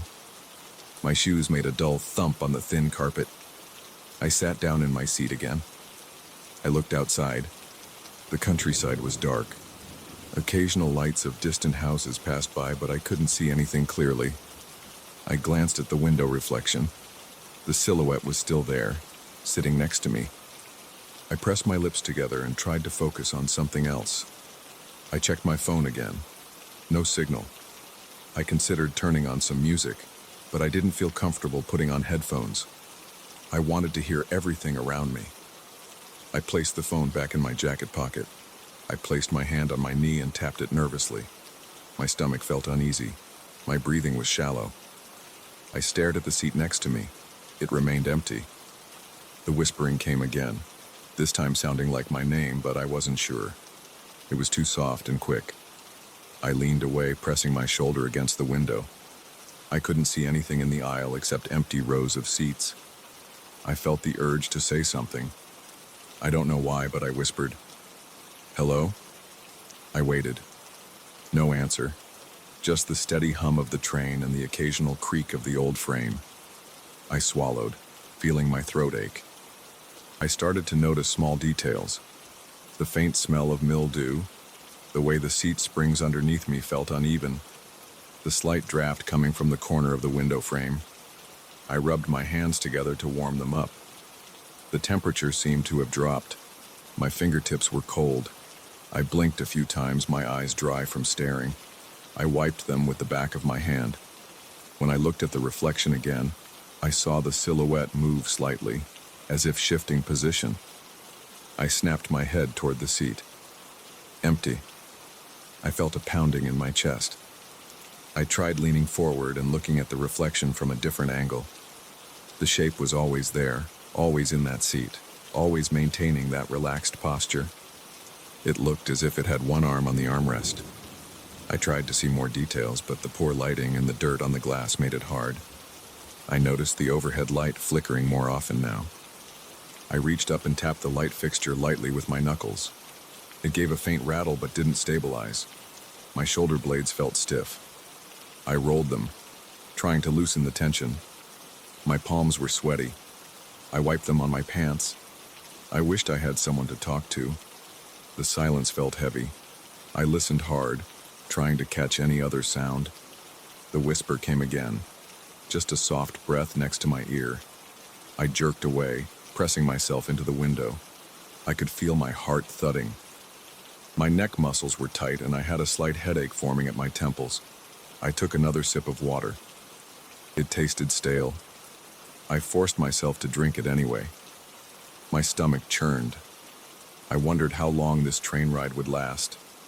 There had been no announcement, no timetable posted. I usually didn't mind the quiet, but now it felt wrong. I stared at the door at the far end of the car, wondering if I should try again. Maybe there was a conductor somewhere.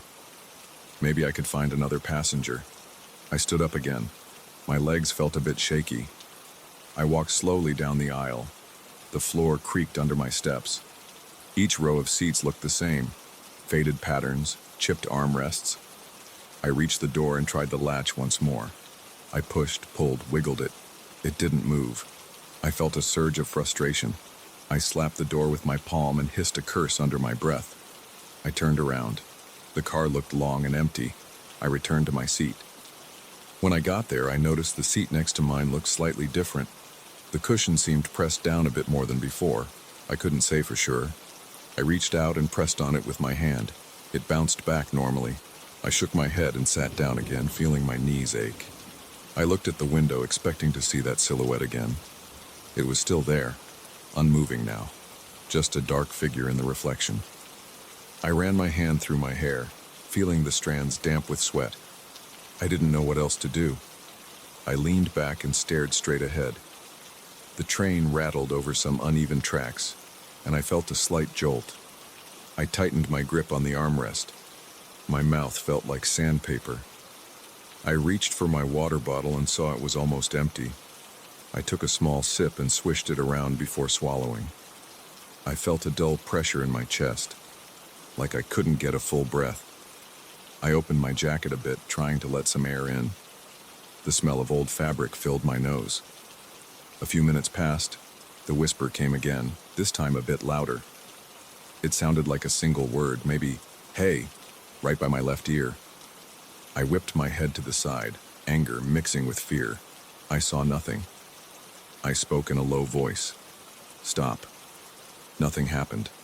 I tapped my foot against the floor, trying to release some tension. My footsteps made a dull thud. The train continued moving at a steady pace. Through the window, I saw faint lights passing by outside, too distant to make out any shapes. I considered changing seats. I glanced at the rows ahead.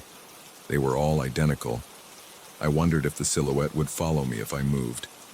I stood up, grabbed my bag, and walked 2 rows ahead. I sat down by the window again. I looked at the reflection. The silhouette was there next to me again. I felt a chill on my skin. My arms broke out in goosebumps. I pressed my lips together, feeling anger flare up. I wanted it to leave me alone, but I couldn't force it away. I couldn't even touch it. I slammed my hand on the armrest. The sound echoed in the empty car. My breathing was ragged. I tried to calm down. I wiped sweat from my forehead. The silhouette didn't react. It just sat there, as if comfortable, as if it had every right to be there. I glared at the reflection. My jaw hurt from clenching it. I whispered, "What do you want?" No answer. I leaned forward, elbows on my knees, and tried to think about practical things. My next stop should be coming in a couple of hours. If I could just hold out until then, I could leave this train. I wondered if I would be able to. My stomach twisted at the thought. I felt the weight of the situation pressing down on me. There was no physical threat so far, just this presence that I couldn't explain. It was worse than someone yelling or banging around. The quiet pressure of it made my skin crawl. I tapped my fingers on my thigh. I listened. The whisper didn't come back for a while. The silhouette just stayed there, visible only in the reflection. I tried not to look at it, but my eyes kept drifting back. I noticed my heart had slowed a bit, settling into a nervous thump. I flexed my fingers. I tried to distract myself by examining the details of the car. The overhead luggage racks were empty. The emergency exit signs were faded and dusty. The window locks looked old and stiff. The floor had stains I couldn't identify. As time dragged on, the tension didn't fade. I didn't relax. My muscles stayed tight. Every small sound made my shoulders jerk. The train rattled. The lights flickered. My ears rang from the quiet. I swallowed hard, feeling the dryness in my throat. I tried to breathe through my nose, slow and steady. The silhouette never vanished. It stayed there, unmoving, but I sensed its presence growing more familiar, as if I'd known it for years. I didn't like that feeling. It made my skin prickle. It made me want to stand up and pace, but I didn't. I stayed in my seat, watching the reflection, watching that shape, waiting for something else to happen. Nothing did. The train rolled on, cutting through the darkness, passing empty fields and silent towns. I remained stuck in that seat with this unwanted guest. The whisper came and went, always too quiet to fully understand. My body ached from the tension. My eyes were dry and itchy. My mouth tasted bitter. I felt like I was trapped in a small space with no escape, no one to call, and no explanation. I tried not to think beyond what was happening. I focused on the seat, the sound, the reflection. I forced myself to sit still. The shadowy figure didn't fade, didn't strike, didn't do anything but stay by my side. Hours might have passed, I couldn't tell. The train never stopped. The whisper returned in intervals. I just waited. My skin felt clammy. My fingertips were numb. My knees felt weak. I couldn't sleep. I couldn't rest. When I looked out the window, I saw my own eyes staring back, tired and red. Next to me, in that same reflection, the silhouette sat quietly, as if settled in for the long ride. I didn't know when this would end. I sat there, breathing carefully, trying not to lose my mind. The train kept moving through the night, and I stayed beside something I couldn't understand. It never attacked me, never even touched me, but it never left. I gripped the armrest and waited for the next station, wondering if I would find a way off this train before morning.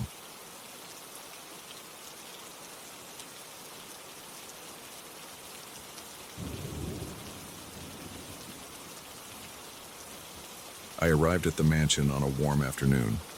The sky was clear. The moving truck had left, and I stood alone in the main hall with my bags and some scattered boxes. The place was large, old, and mostly quiet. There were high ceilings, wide corridors, wooden floors that creaked under my weight, and walls covered with old wallpaper and a few paintings. The paint on the walls was faded. The air smelled like old fabric and dust. I felt sweat on my forehead. I was tired from the drive. I decided to find my bedroom, drop my things there, and then explore the rest of the house. After carrying my suitcases upstairs, I stepped into a corridor leading to what would be my room. The corridor was long, not very bright, and had a single painting hanging on the wall to my left. I stopped in front of it. It showed a figure wearing a hooded cloak. The face was not visible. The paint looked smeared or blurred, as if the details had been rubbed away. The background looked like a hazy landscape with some kind of mist. The figure seemed to be standing in mud or damp ground, judging by the dark brown shades at the bottom of the canvas. I noticed no frame inscription, no signature. I felt a slight unease looking at it, but I shrugged it off. It was just an old painting, maybe damaged or poorly restored. I left my things in the bedroom and decided to get something to eat. I spent the rest of the day unpacking, arranging furniture, opening old cabinets, and making some phone calls. Nothing unusual happened. The house was silent most of the time. By the evening, I was ready to sleep. I switched off most lights and went upstairs. As I walked down the corridor toward my bedroom, the air smelled different. It had a faint scent of damp earth. The wooden floor felt cold under my feet. I stopped at the painting and looked closely. The figure still wore the same hood. I leaned in. The paint looked dry and cracked. I backed up a step. For a moment, I had the impression that the figure's head was turned slightly, as if following me. It looked like the position of the head was different from earlier in the day. I tried to remember the original angle, but I was tired and not certain. I moved a step to the left, then to the right. I could not see any obvious movement now. The figure stayed still. I told myself I was tired. The house was old, maybe there were drafts causing strange smells. I went to my room and lay in bed. I tried not to think about it. The night was quiet. I barely slept because of some distant noises, maybe the wind outside or some old pipes. In the morning, I checked the painting again. It looked the same as when I first saw it. The figure faced forward, hooded head slightly tilted forward. Nothing strange. During the day, I explored the mansion more thoroughly. I checked other rooms, found old furniture, dusty books, and a few other paintings. None of them showed anything unusual. I made myself a small lunch in the kitchen.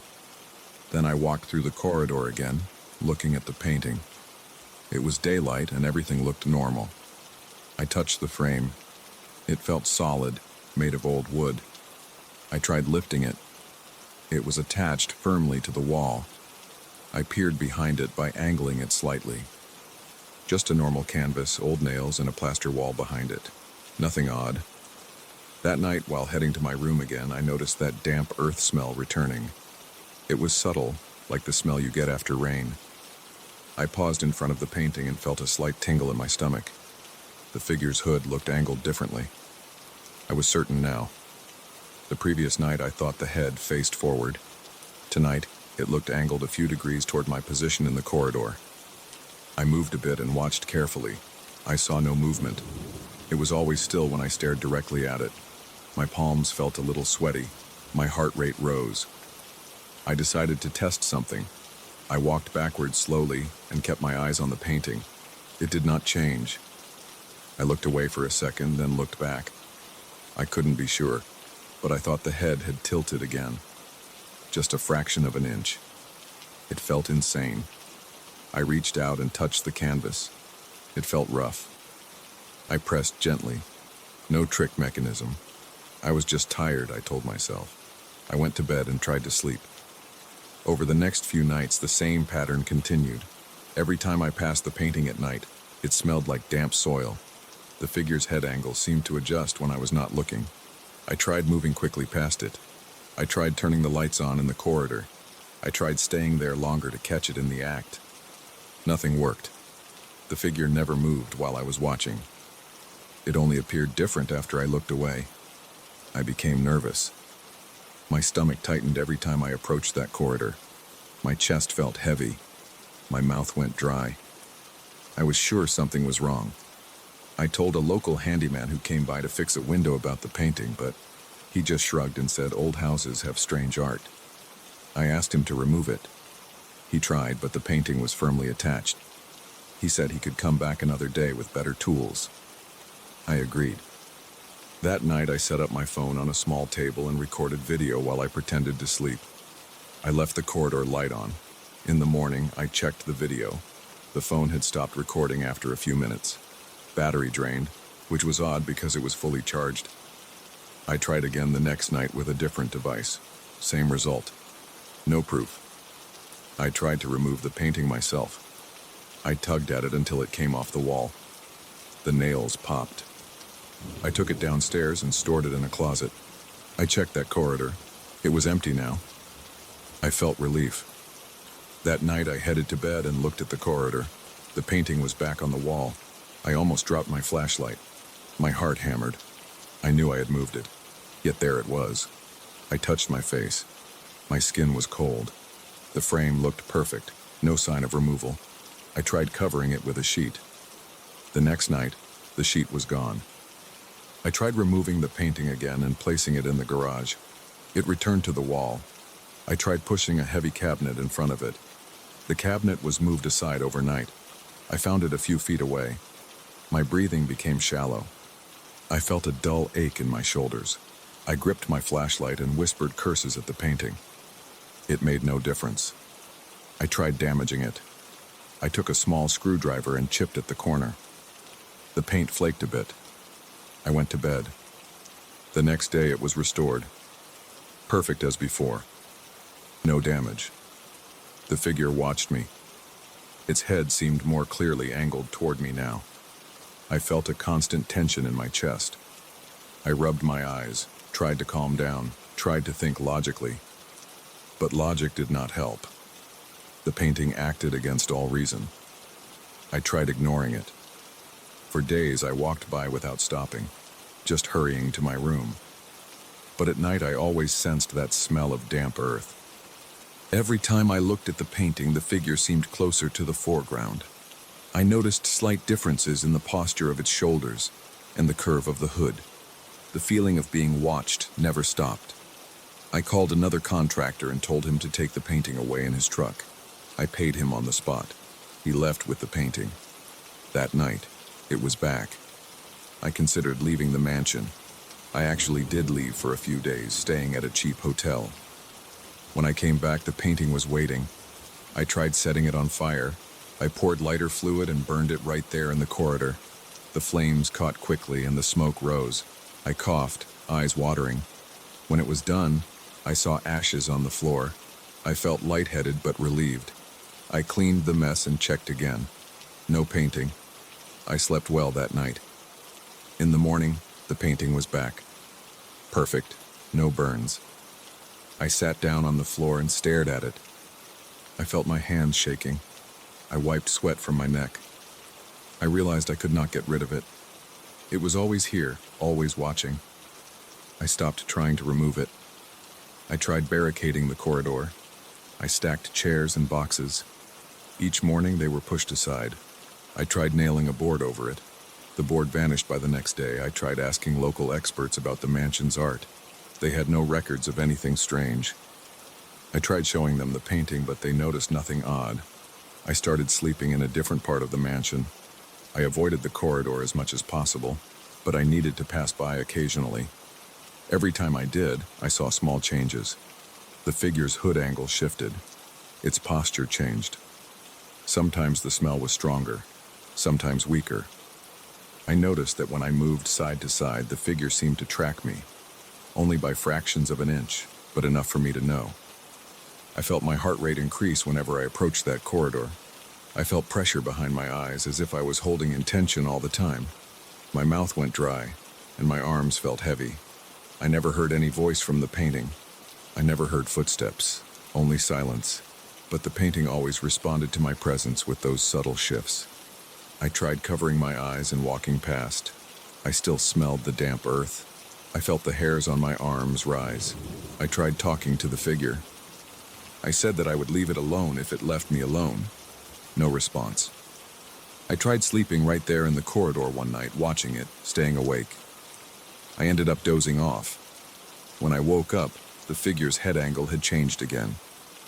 I considered selling the mansion. Some potential buyers came. They looked at everything. None mentioned anything odd. They looked at the painting and said it was interesting or old-fashioned. I tried pointing out changes, but they saw nothing. They lost interest in buying for other reasons. I remained stuck here. I tried to accept it. Fighting it made no difference. Destroying it did not work. Removing it did not work. Covering it or blocking it did not work. The painting always returned, always intact, always shifting when I was not looking. I was trapped with it. I changed my daily routine to avoid passing that corridor at night. If I had to pass it, I did so quickly. I kept the lights on. I focused on what I could control, my breathing, my steps. I learned to live with the fear. The fear never left, but it became a part of my life here. Sometimes I paused and glanced at the painting, trying to see if it would do something more. It never did. It never escalated beyond these subtle movements and the smell of damp earth. It never produced a sound. It never touched me. It only watched. Over time, my reactions became less extreme. I still felt nervous, but I stopped yelling at it or trying to break it. I just walked past, head down, trying not to think too much. It followed me silently with its unseen eyes under that hood. I kept living here because I had no other place to go and no solution to remove it. There were no sudden endings, no miraculous solutions. The painting remained. The figure remained hooded, blurred, and quiet. It watched me when I passed by. It always turned its head slightly when I looked away. It always smelled like damp earth at night. It always returned no matter what I did. In the end, I just stayed. I slept in a different room far from that corridor, only crossing it when necessary. I ate in the kitchen, read in the study, and spent most of my time in other parts of the mansion. But whenever I needed to go upstairs at night, I felt that familiar tension in my chest.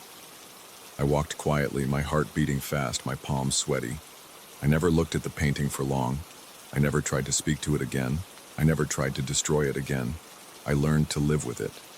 It watched me, and I tried to ignore it, stepping through that corridor as quickly as possible, always aware that it was there, always aware that it would follow me with its silent, unsettling interest.